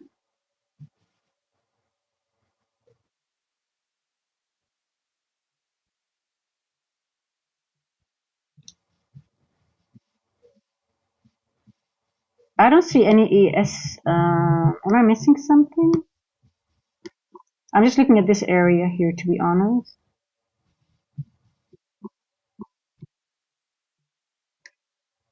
Am I missing something, Chambo? Yeah, I'm definitely not interested in shorts yet. We've got the weekly open here. Hell no, I'm not interested in a short.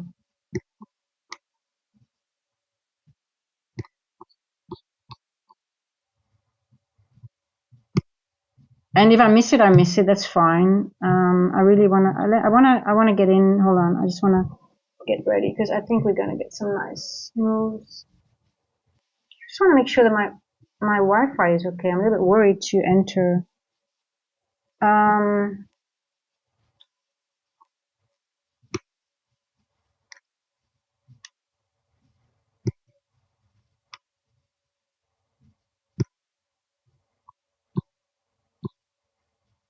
Yeah, I really like this level here. 25. Let me just double check.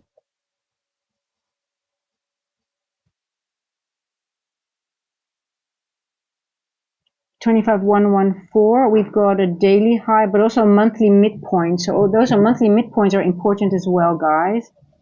And we've got a lot of equal highs at 140, but 113, 115. What is this here? I think it might go higher, but I'll just play it up to here if we go up. But it most likely will go higher because we've got these levels here.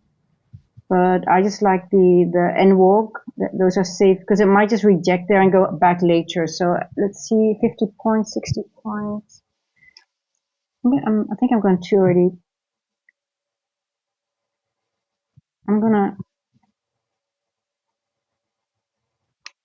See, this is already.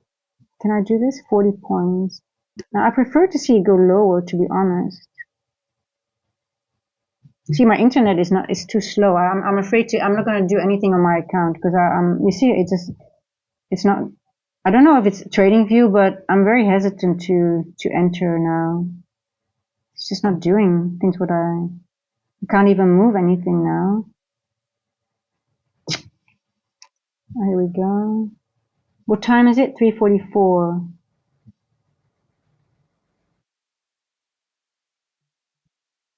My TP. See, this is not good. 219. This is too bad. This is not. I need at least 2R. See, I would love it to see go down here, and I would definitely enter here.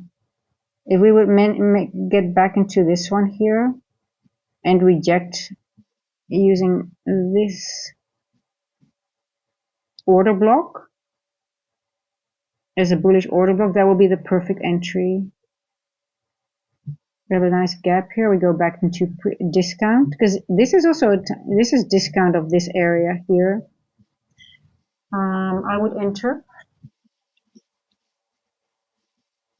And this is not what I want to. I would not enter here on my account. If it goes without me, it goes.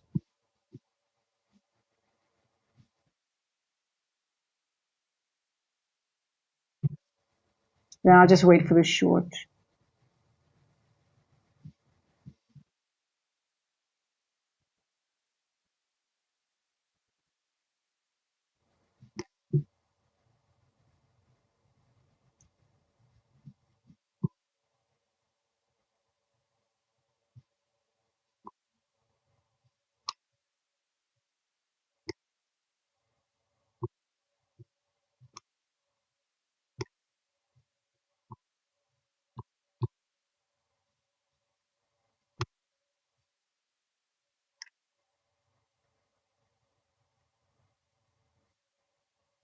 Yeah, I wanted to go down. I really wanted to go into this area.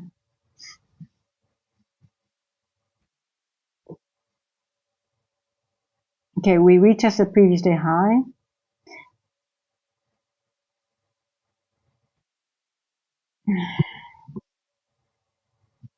Go into this range here.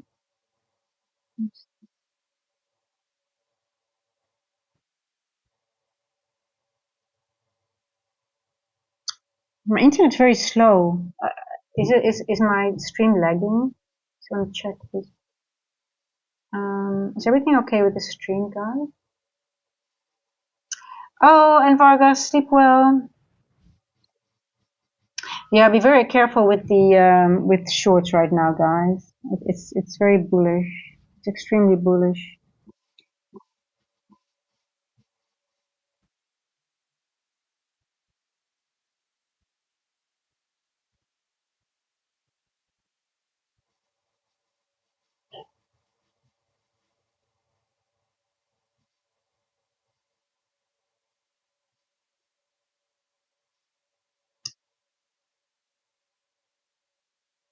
Uh, 348, 348.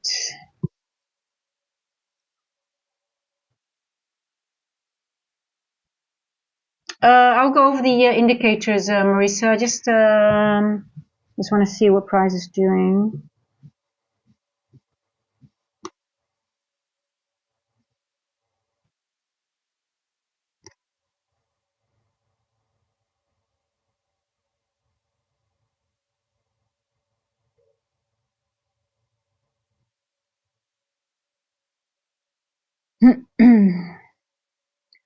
So you see how price already went through the previous day high with this sort of it's small, but you can still consider this displacement. So previous day high, it's not a fair value gap, but it is displacement, so that's very bullish. Now I'm not in a trade because of my it's very slow. I'm a little bit I'm afraid to get in when it's like I can't.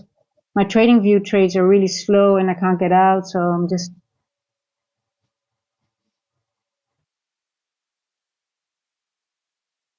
Yeah, I also think we get at least one more leg higher, but maybe hey GC, we might get another trend day. Who knows?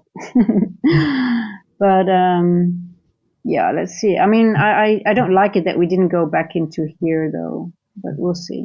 I mean,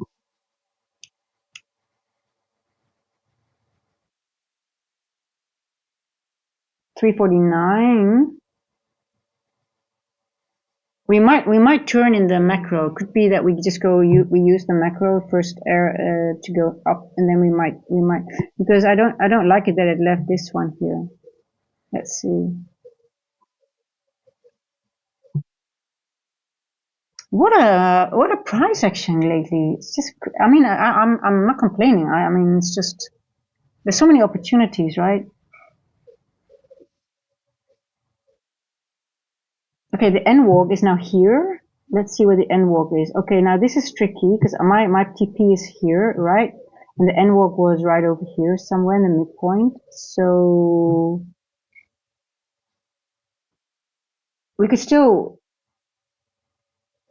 leave this, go down first, and then go up. And maybe the macro might be bearish, and then we go back up afterwards. But let's see, 350. It's a paper trade, guys, because my internet is a little bit wonky, so I didn't enter. I was planning to enter on my account, but you could see that I would try to open up the trade and it didn't go, and then, oh my god, well, never mind. I'm not going to take any risk. So I think the stream is also lagging a little bit. If I look correctly, it looks a little bit.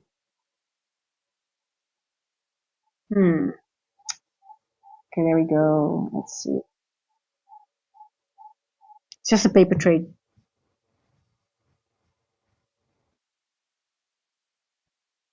String B, I'm resting and keep one eye open for the London move. I had a wild day, green day. Yeah, yesterday was awesome. I mean, I think I had one of my best days of this year yesterday. I mean,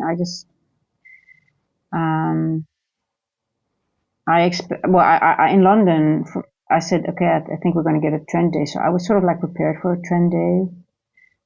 It was a little bit tricky when we opened, but at some point it was about after 10 o'clock.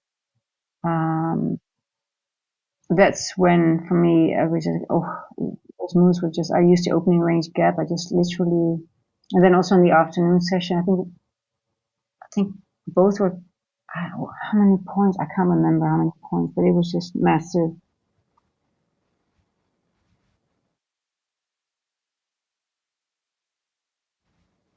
Okay, let's see.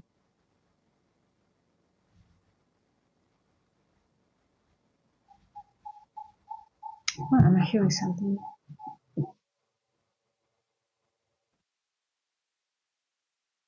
Yeah, I mean, London was already setting up for a trend day, right? Because every imbalance that we created was initially already, every imbalance was already the next macro. It went back into the previous imbalance. It didn't leave any imbalances at all. Midnight was far, far below us. So at some point, it's like, okay. And there's no news, so you don't have any driver to bring us down, right? So.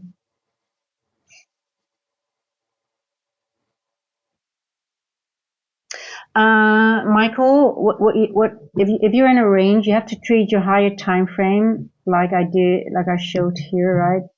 You have to use the higher time frame. For example, I've been using this 4-hour breaker. Now we're above it, but you have to look. Your higher time frame has to become your 1 minute chart, and then you will see you can trade it again. It will make things a lot clearer. So, for example, here, even though we're in a range, I've been going over this 4-hour, which really helped me navigate 4-hour breaker, inversion, fair value gap. Now it's reclaimed. So now, for me, I'm very bullish now because we broke the bearish breaker is not in play anymore. But yesterday, the bearish breaker was in play. We retested it. So even though you're in a range, you have to use your higher time frame as your 1 minute chart. So you look for PDRAs that you can use. Sometimes they're not any, but if you start seeing them, then you can start using them. But also another thing that was very, very clear. Let me see, was it on this one here?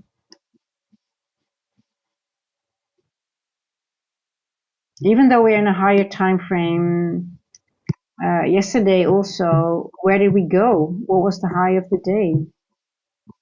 I've got a daily suspension block here. The high of the day, boom, it tapped into the suspension and we went down from there. So you really have to use your higher time frame PDRAs for guidance. And for me now, if we're going into this, so obviously I have these levels already in my head.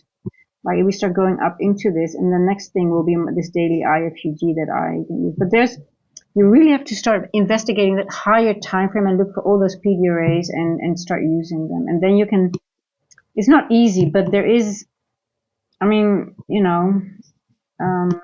it's not, I mean, People have been trading 40 years and 30 years saying, I've never seen price action like this for such a long time. So we're very lucky to learn in this environment. It's, according to a lot of people, it's one of the hardest environments that we're in right now. So if we're doing good, well, we're going to be fine when things are going to even up. We're going to make a lot of money, guys, because we have been practicing in the hardest conditions.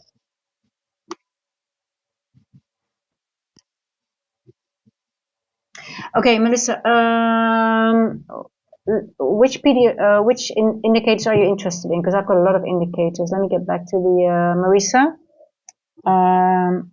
Let me know what indicators you see, because I have many things on my charts.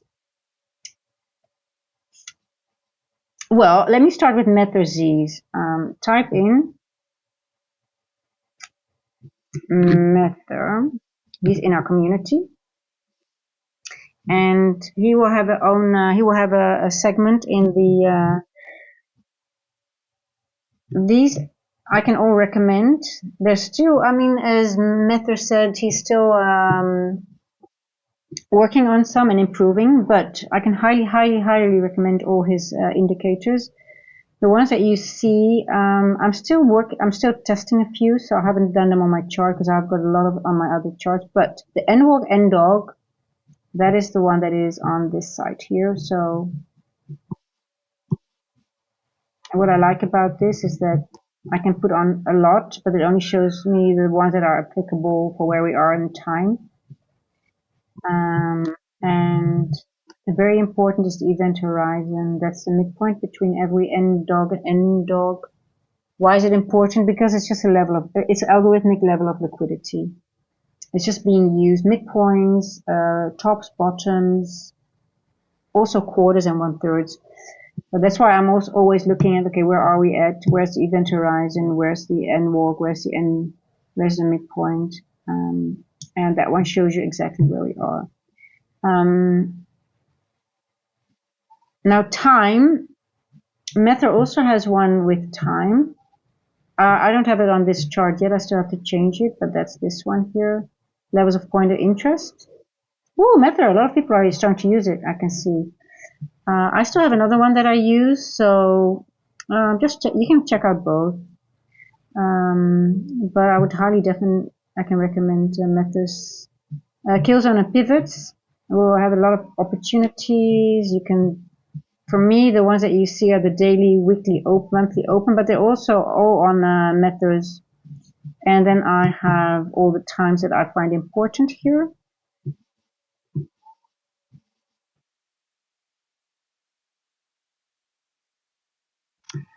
Anything else, Marissa, that you saw that is... I don't think I have anything else on display right now. That's all I have now, I believe. Yeah, there's nothing else here that I'm using.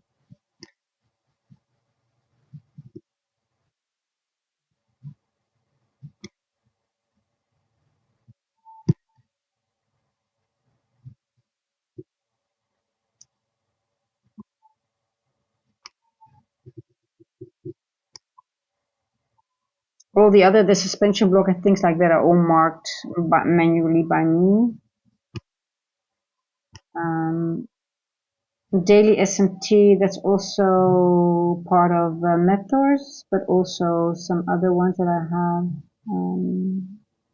I don't know which one. But I think you can use Methods. They are I think, better than... Still have to... Okay, let's go. What time is it? 3:59. 4 o'clock. Let's see. 4 o'clock might give us some liquidity, some... yeah, no worries. Let me know if it's enough, because I'm not really sure what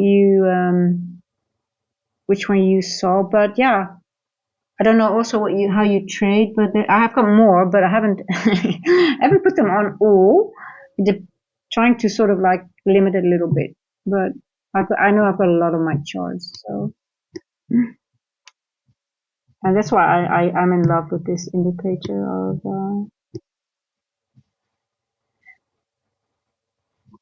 okay, let's see.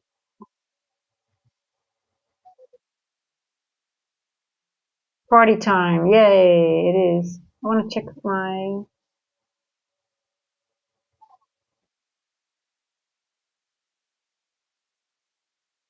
there we go. 108. I like 108. Let's see if we can get there.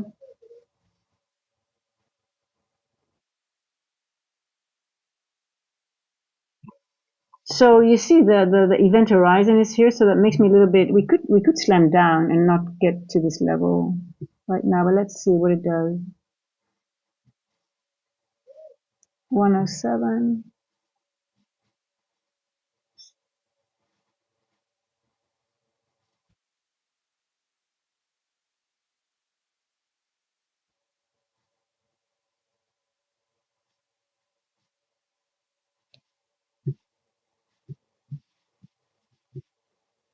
Um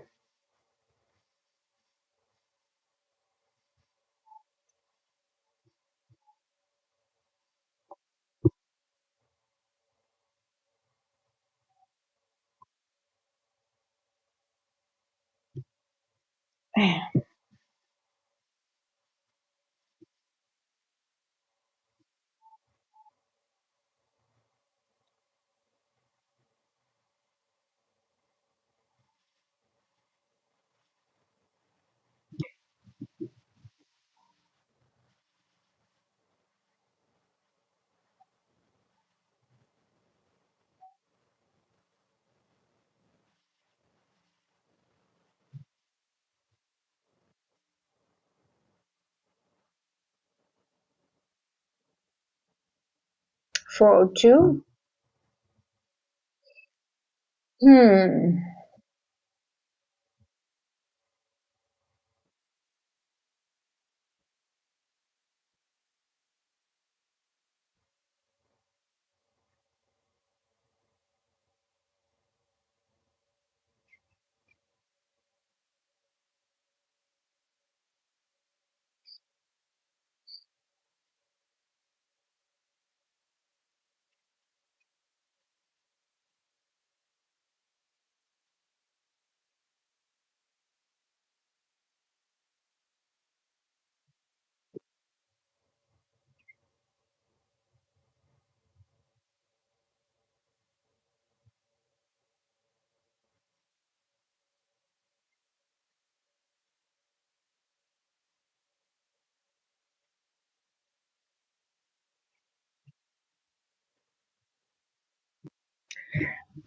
Yeah.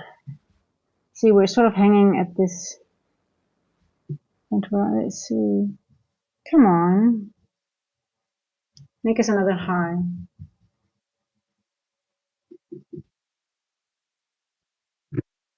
I'm going to go to the 30 seconds now. I want to see. You need to go to the 30 seconds.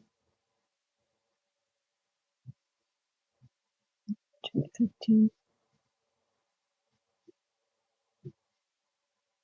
Here we go.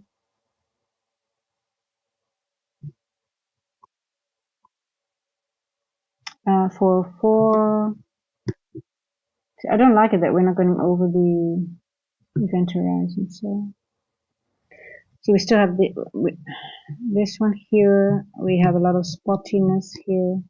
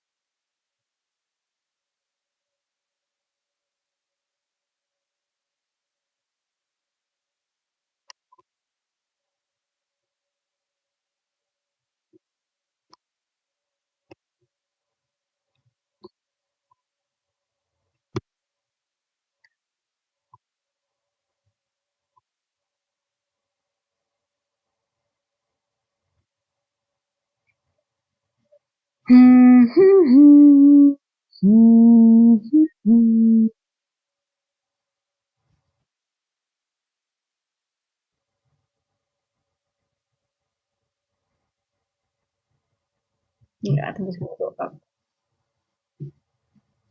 Okay, let's see.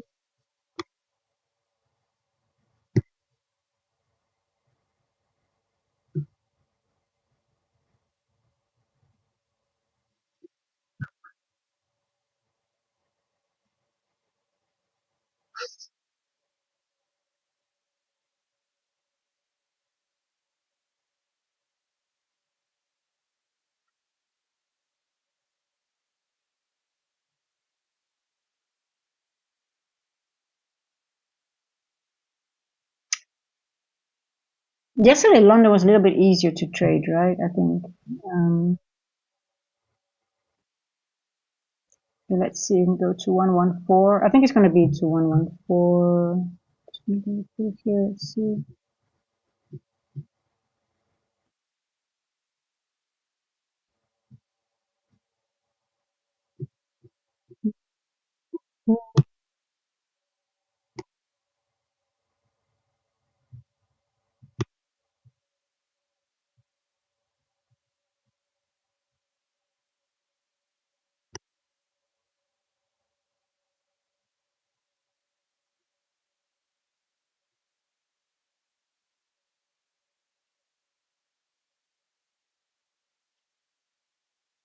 I would just wait for better price action. Just see if like at some point you have like a really it goes higher and higher and higher, and then at some point it gets more liquidity, and at some point you'll see that it's done and starts really getting ready to.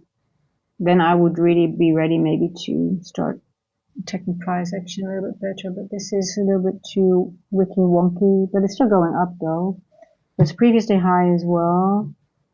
Um, I would have traded it just to up to here, 25,114. I like 25,114, so that's maybe through this fair value. But once it goes through this fair value, we're in this end walk. One could argue we might just go all the way higher, right? Let's see. It might just blast through it because it's 4 o'clock. Yeah, exactly. Here, blast through. Wow, nice. Okay, go to previous day high then. Go, go, go. Go NQ. Don't resist here. Just blast, blast, blast, blast. 140. Go, go, go, go. Wow. Look at it's just I love you NQ.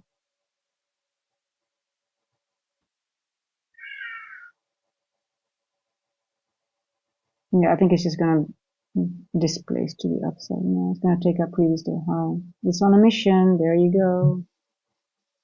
Awesome. Wow.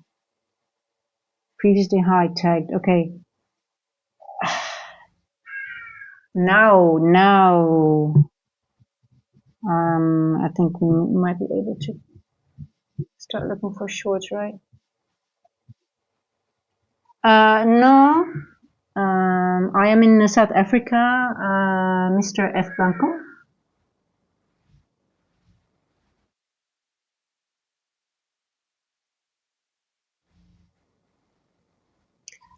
Please don't find me rude, just listening in. It's quite a talent to make live trading. ASMR, good day to all over the. I don't find you rude, but I don't know if it's live trading ASMR. I don't know what ASMR is, to be honest. I think,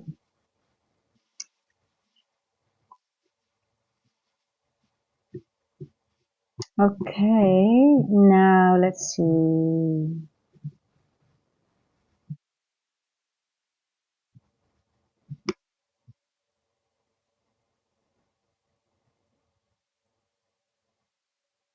Oh, hold on. Someone, yeah? Where are you?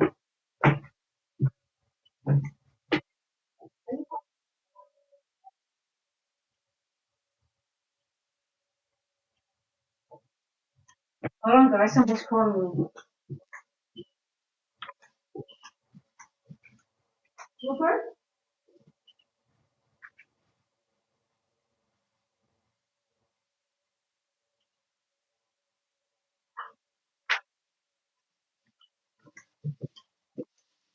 Guys, I think I have to go down quickly for the police. Hold on.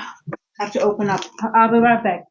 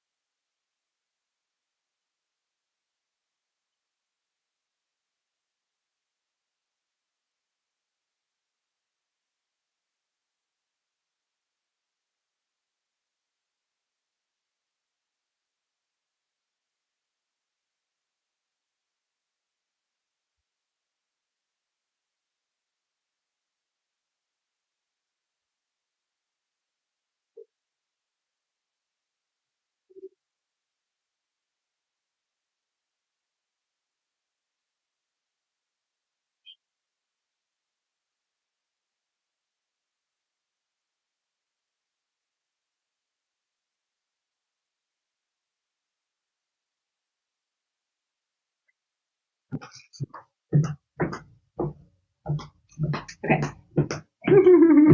I'm sorry, guys. We're so busy because I think people for the alarm, for the glass, everybody's coming by. Police. They already came back. ASMR.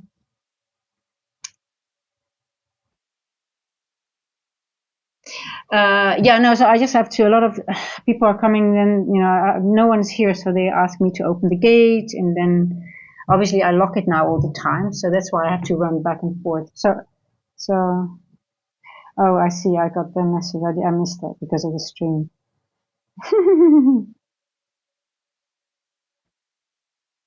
Let me quickly see if I missed something else. Good morning, Iris. It's Brian. So, yeah, Iris, so Jeremy also gave a satellite. Called it. Yeah, it's the house now. Okay, gotcha. Okay, he was here. Yeah, that's sorted now. Okay, all sorted. I didn't hear. I didn't know he was here. He was actually standing quite a while. That's why he was calling my name. Okay, that was my bad. Okay. Well, anyway. Okay, guys. Let's see. Let's see. I need to check my internet, and I want to get some trade. Let me hold on. I'm sorry, guys. So, Ryan, do you need to let me know that I'm here? I'm upstairs.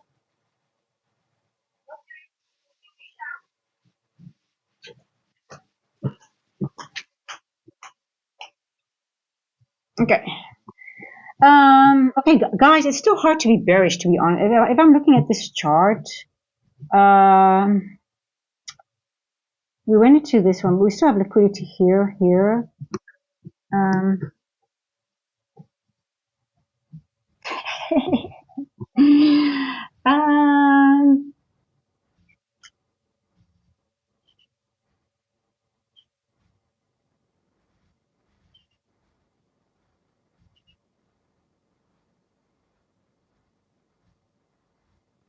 look at it going, it's crazy. What time is it now? 4:15.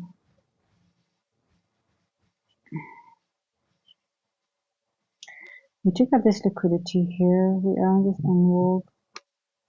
25.14 tagged. Okay, now this is the green box that I have. I have that for a reason. That is still an area that needs to be. That's a big, huge imbalance. Let me quickly check that because it's a long time ago that we were there. Let me quickly, and otherwise, if I'm just gonna go do it on the 4-hour. 4-hour. Nothing. Okay, gotcha. And then I have another green box up here. Same. Oh my god, guys, I'm getting more and more bullish. Yeah, I can't get bearish at all. Preferably, I would like to have a retracement than more up. It's hard now for me. It's not as easy as yesterday. Yesterday was the setup was so much. It was really easy to recognize the trend. It was sort of like taking out all the imbalances that it created. Now it's leaving all the imbalances, so you don't know when it's going to retrace, right? But yeah, the difference with yesterday, for example, was it just didn't leave. Every imbalance that was created within a macro was taking out the next macro. So it was sort of like, you know, a very easy way to now one could argue, okay, this was a propulsion, we go back to this one here, so and we blast off. But now I'm just sort of like, okay, if New York is going to be a continuation, scenario one, New York is going to be a continuation of London, then you would want to wait for a retracement. And then it's a nice move back up. But we obviously could also, they could leave this for another day. We have news tomorrow, right? They could leave this and go back in it tomorrow. So we took a lot of liquidity already.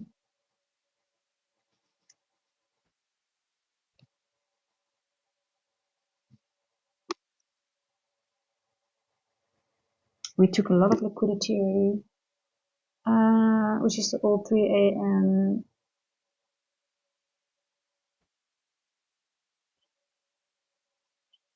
Andre, I'm aware of every first presented fair value gap. 4 o'clock, for me, I don't use the 4 a.m. first presented, but I use 4 o'clock. You can see it on my chart. For me, 4 a.m. is one of the most important times algorithmically. So you always see it on my chart. So I always look around. If I see 4 o'clock, I also look at yesterday's 4 o'clock, 3 days back. So I don't really look at the first presented, but I look around what's the 4 o'clock open price and what's around that price. And I use that. That is part of a lot of my models are built around 4 o'clock.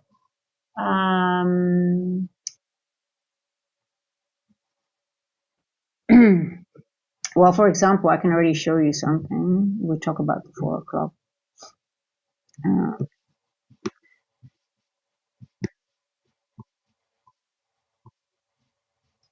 Look what happened here. Have you noticed that, for example? That 4 o'clock is exactly, we printed 4 o'clock exactly at where yesterday's 4 o'clock was.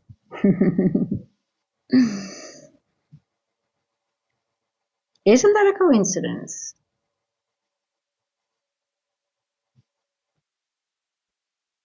You see that? Did you notice that, Andre?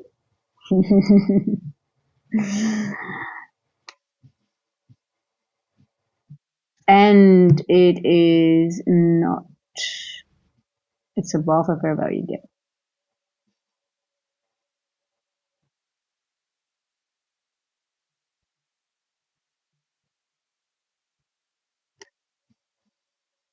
Does anyone notice these things?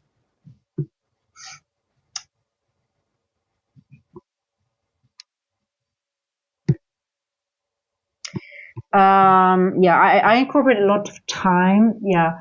So I don't talk about it a lot because, but I use time a lot in my analysis as well. There's some things that I mean, I share a lot, but not everything. But time is a big component of my analysis because the algorithm is scripted against time. It's not that the time itself, but it's just the algorithm cannot be scripted against anything else than time.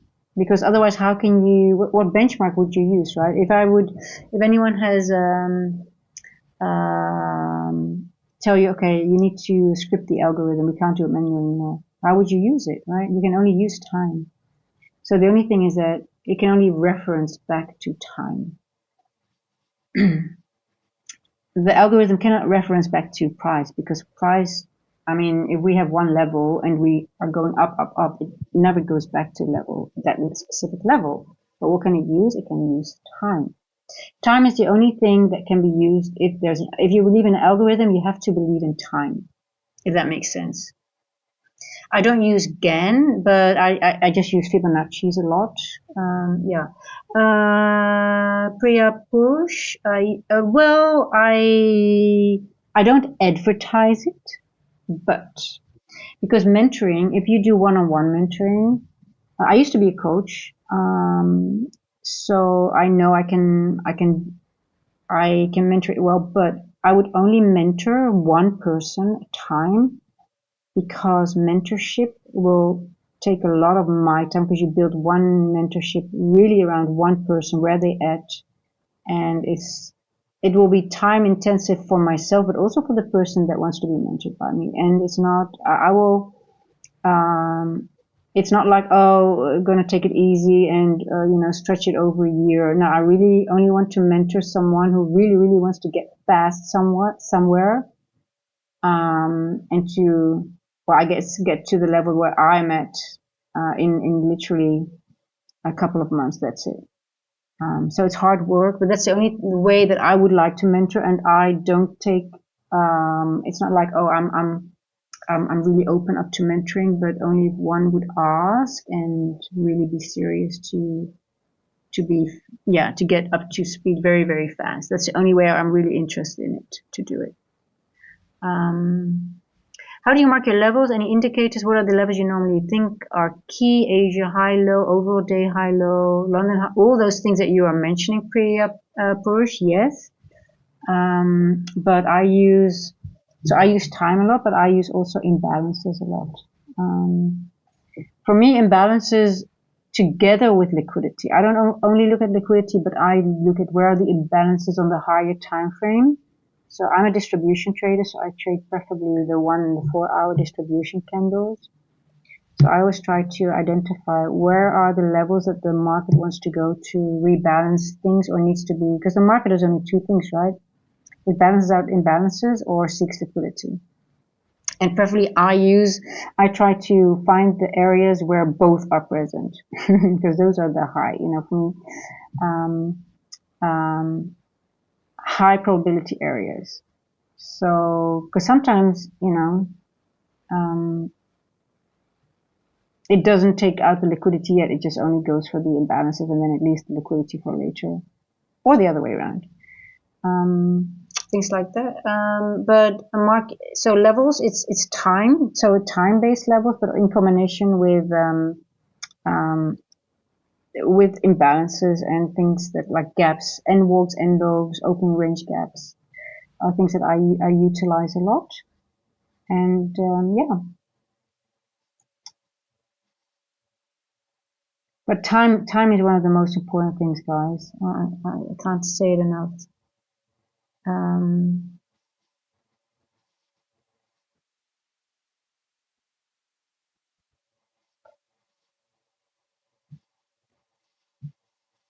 Um,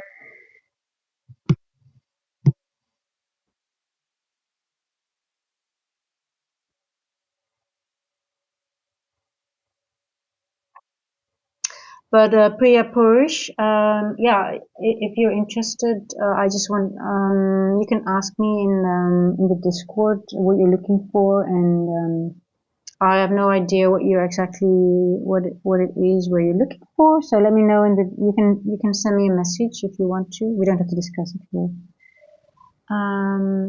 But yeah, any other deep Amazon sounds. You use GAN. I think I already answered that, right? I don't use GAN, but Fibonacci levels, which are similar. Or you can use them in a similar way.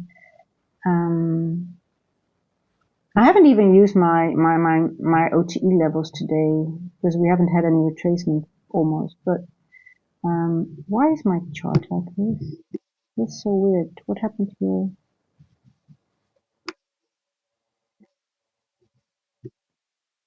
Oh, I don't know what happened here. This one needs to go. I don't know. Sometimes I get this weird um, double things. Okay, so technically for today, I'm still bullish, I think, but I would like to have a retracement now. Now for me, it's hard to enter because the difference with yesterday, I don't know if you guys see the difference. Yesterday, all the macros we're literally used to, well, actually here we do the same, to be honest. It doesn't, yeah, but we still leave imbalances. Okay, the difference, okay, let me go over the difference with yesterday, just to make it clear why yesterday everything was clear to me, like I was very confident, and I was like, oh, we're going to go higher, higher, higher, I'm bullish, and I remember I wasn't going in trades, everyone was going short, and I'm still going bullish. But I was very confident. Why? Because the difference with yesterday was we formed one imbalance per macro and we took it out the next macro. But it didn't leave any imbalances. Yes, it left the one imbalance that was formed before the 115 macro, the one that I always mark. But after that, if you go back in your chart, you'll see it literally took out all the imbalances. That it just made one and it took out the one, and then we went higher. So it was like it was almost a three. Every time it was a new three-dive pattern. It went up and down. So it was, for me, at some point I said, okay, it's going to be a trend day. Why? Because even if we had if you think, okay, what can we do in New York? Either it's a continuation, it's a reversal, or we go sideways. But if it's going to be a continuation, you want to have a very, very, it was like, okay, New York, midnight was already so far below us. I was already thinking, okay, continuation will be very hard. We also don't have a news driver to take us down that far anymore at some point. So that's why I was very confident, okay, we're going to have a trend day. Now, I am not. Why? Look at all the imbalances we're leaving behind. We're creating every macro. The difference with yesterday, we didn't leave all these imbalances yesterday. Every hour, so if you look per hour, so I'm looking at it, I'm chopping it up. After 3 o'clock, we left imbalances. After 3:30, we're leaving imbalances. Here we leave imbalances. Here we leave imbalances. Here we're leaving imbalances. So for me, I'm just thinking, okay, all these imbalances are being left for a reason. So now I find it hard because we took so much liquidity already. I'm not interested in a long anymore, even though I'm still bullish. So now I'm just really, really, I would like to wait for a move to the downside. Either it will be a nice retracement, but it could be a reversal as well for today. But we have a Tuesday high now, obviously because we are above yesterday. So for me, it's like, okay, I really want to wait until some of these imbalances, or what is it going to do, and I want to find my range, my high. I think London high might be in. Yes, let me check. And then I can start doing my calculations, because I do calculations for New York session, but I usually do them after London because then I've got more information. So I have a pre-market prep as well that I do, and then I go over my levels for London. And then I trade. But when I trade, I need focus, and I really like yesterday. That's why I don't stream a lot anymore in New York. That's my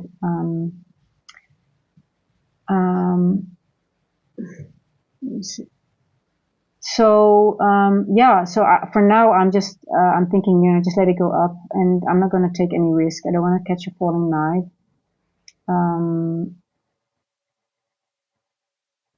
I think anytime the high can get in now, so I just don't want to take a risk. For me, it's now just a waiting game to see what price is doing, and then wait for a proper setup until we mitigated either a nice imbalance, and either we go up higher or we're going to reverse. But I don't. What do you guys think? Let me do another poll. Okay, take out 84. Let's go over New York. What do you guys think? Are we going to go? Is New York going to be bullish or bearish? So that means either we're going to get a retracement and we go back up, or are we going to go higher and reverse and we are not going to go up anymore in New York? So will we go higher from the level that we are going to form now in London high? Let me see what you guys think. And we'll get back to it tomorrow. I think that's also nice if we do let's do some educational stuff as well. Like we do a poll for tomorrow, or for today in New York, and then we'll go over the logic. Let's see what happens, and then we go over the logic. Hi, Peter. Welcome to the family. Will New York be a continuation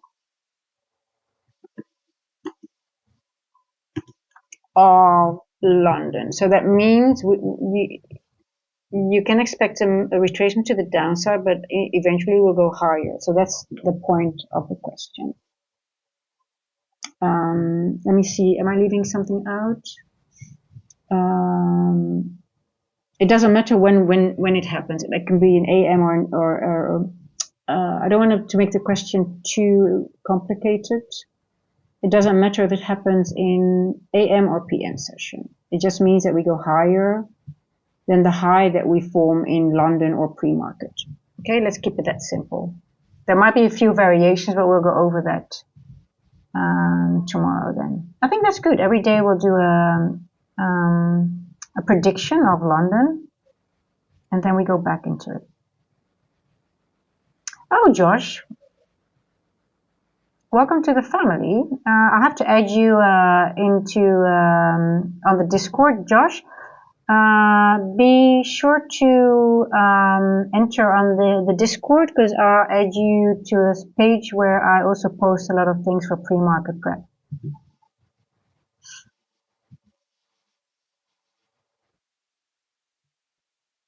Oh, Priya Purush, I need to, for some reason I have to do some things manually. Let me do that quickly.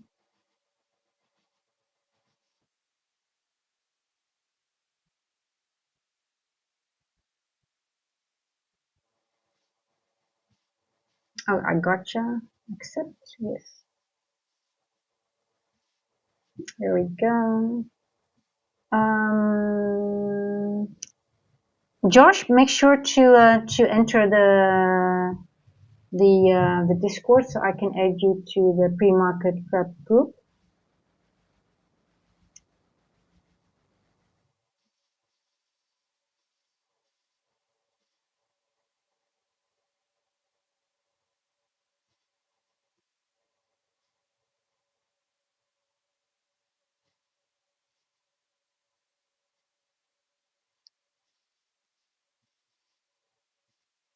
Okay.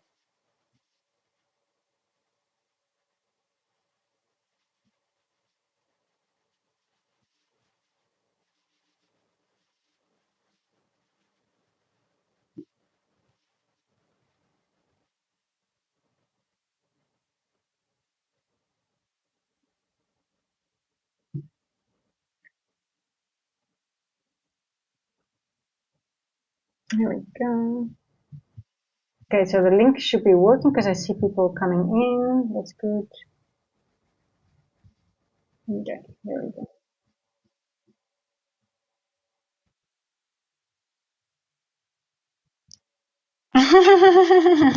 Meters.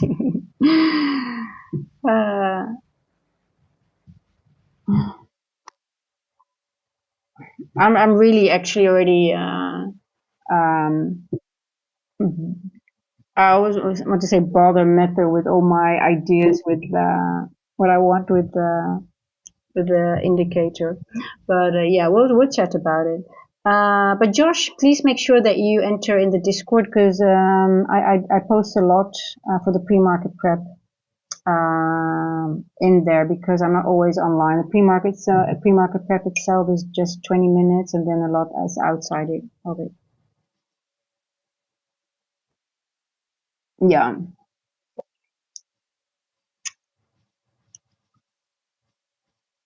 Okay, guys.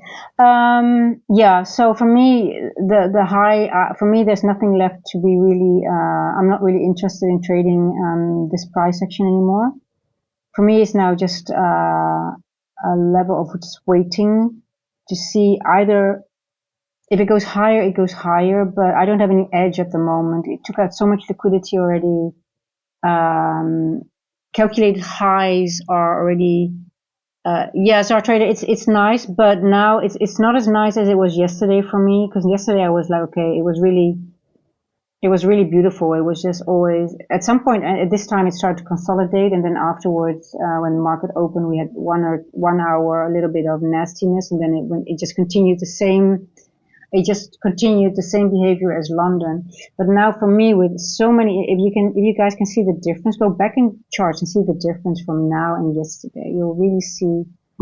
But we're literally in the same leg. If you look on the 15, let me show you guys what I'm looking at. So on the 15, we're still in the same range. We're still forming the same range, which we started doing yesterday. So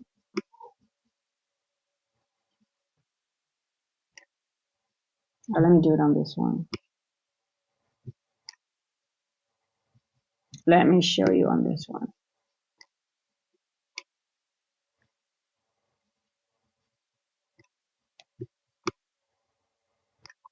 See the range we started yesterday. This was the turn in Asia, and then we were here. We only left, you see this? When we left here, I said we only left one gap here. This is the breakaway gap. That's the only gap we left. Then we were here in London. You see there was no inefficiencies here, nothing.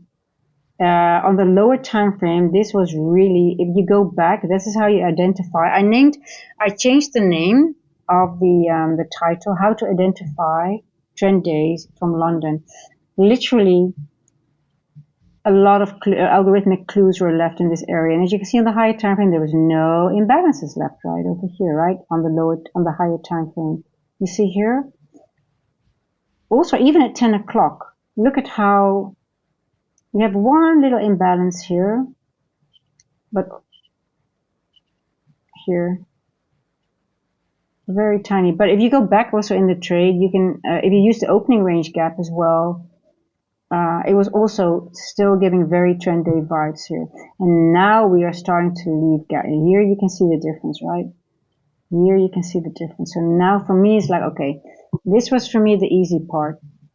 Now I'm like, oh, okay, but let's go in the suspension block. If the suspension block is working, what is my level of interest here? The midpoint again, because we've got liquidity here. We've got a fair value, a BC here.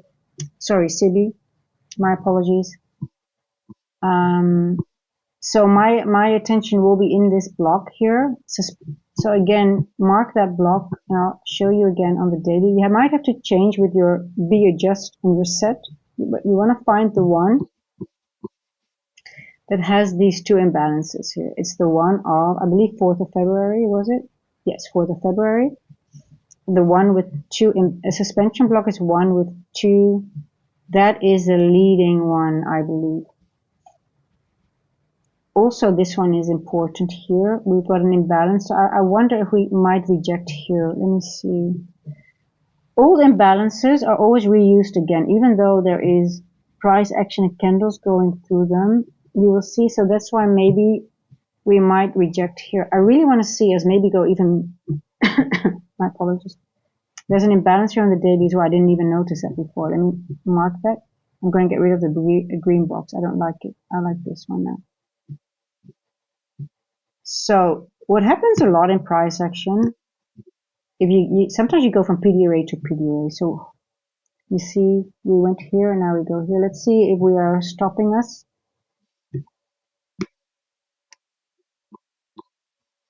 Another thing that I want to mark here is I have to change I will go over that in pre-market prep as well. I'm going to grade this to see if we are going to reject in this wick. Here, because the wick, just a bunch of imbalances, we keep on, it moves, it just goes into it, but then it will slow down most of the times, and either we're rejecting it, and then this becomes liquidity. But let's see, it might reject in here, go back, and then it will take out this high. But I don't think it will take it out at once, but maybe it does. Sometimes it does. Okay, so that is my daily levels now. I mean, to be honest, I didn't think after a day like yesterday that we were going to go into that. I thought suspension block, we might go down first, but it's already in. I'm like, what? It's going so fast. It's crazy. Okay, so I've got these levels here. Then, obviously, once we go through that, then I'm aware of this one here. And hey, next one is here, the daily IFUG. But guys, bearishness, I don't know, just be careful.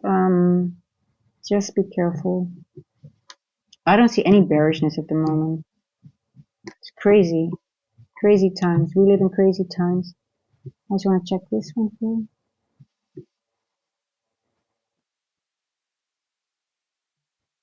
Okay, I'm going to take the breaker off. I don't want the breaker. Oh.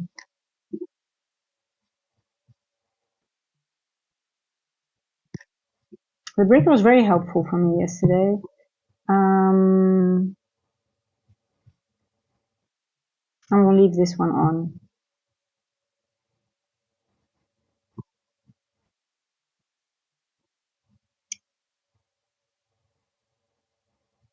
NQES US 30 will take last week. Yeah, I mean, I don't think we're done to the upside, but you know, demo traders, at some point, if I look at the 4-hour here, I still see expansion, but we have an hour to go. It doesn't always, we already took so much here. We took these. I don't know if we want to take these now in this candle. So that's the only thing that we've got 30 minutes SMT with ES. I would really like to see a retracement now. I can't trade it to the upside now like I did yesterday. It's just because this is quite significant. We're already in the, where are do we have any NDogs still in play? Where are they? Let's see, where are the NDogs? Hey, what happened to my, oh, I guess they're on the 1 hour. Why am I not seeing? Did I switch them off? How can I cannot have done that. That's impossible. Okay, I did. Okay.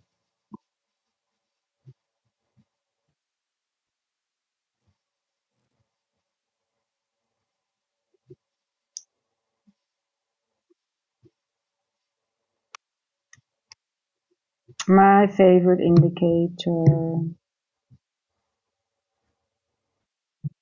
You see, there's a lot of information in this magic.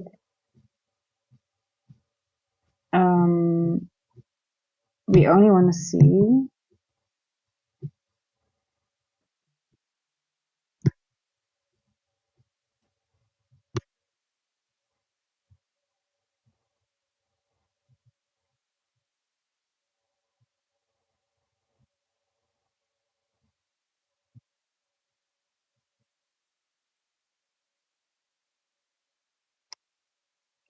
You see there's 20 of them, and now I only say above and below, and then I only see the 2 that are applicable, because it shows only the one where price is in between, so I don't have 20 of them.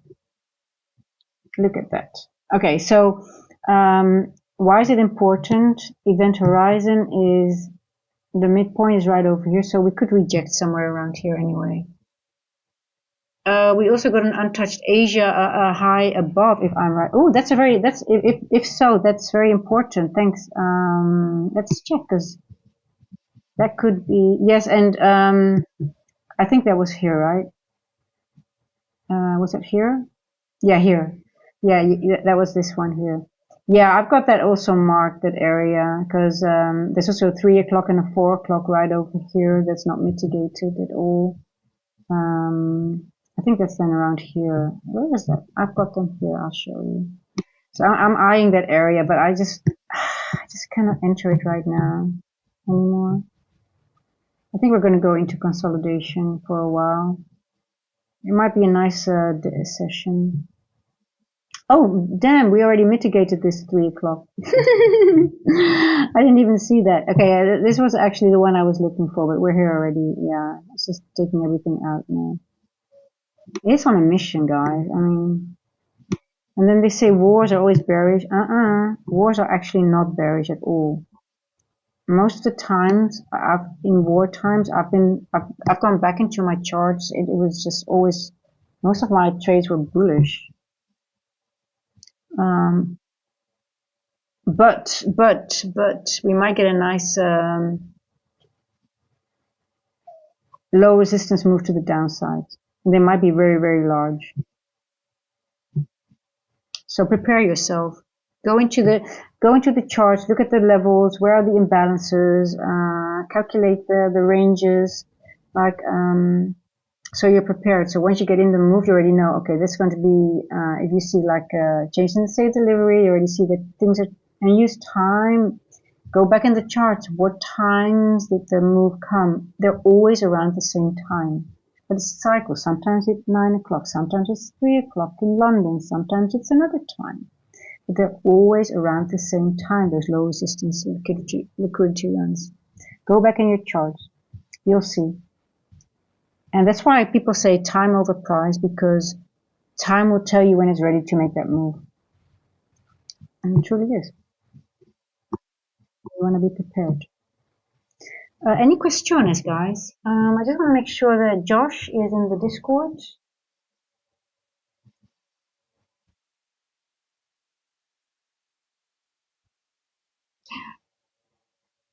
Hey, Priya, I see you're from Singapore. I used to live in Singapore for 7 years, by the way.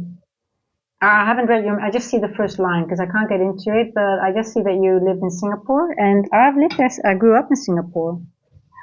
I had an awesome youth there. I was so sad to leave Singapore. I was so sad. But I'll get back into your email once I'm done with the. Oh, that's so exciting that you live there. My best memories are from there. Oh, I'm already going back in memory lane. Zartrader, thank you again for all your for being part of the family. I appreciate all of you guys.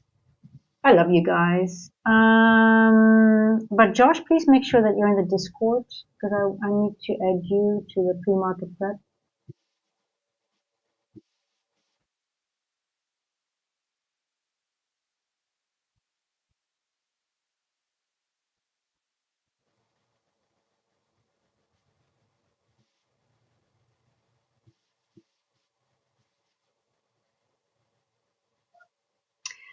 Josh, if you have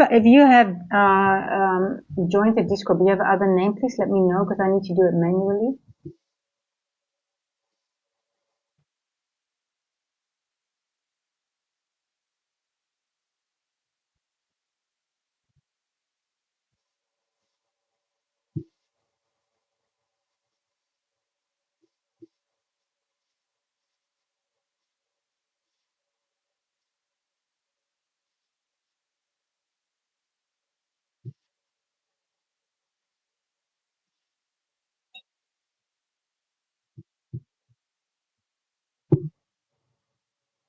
Okie dokie. Any questions, guys? Any questions?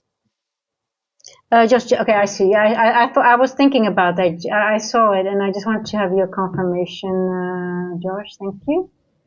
Let me do that straight away.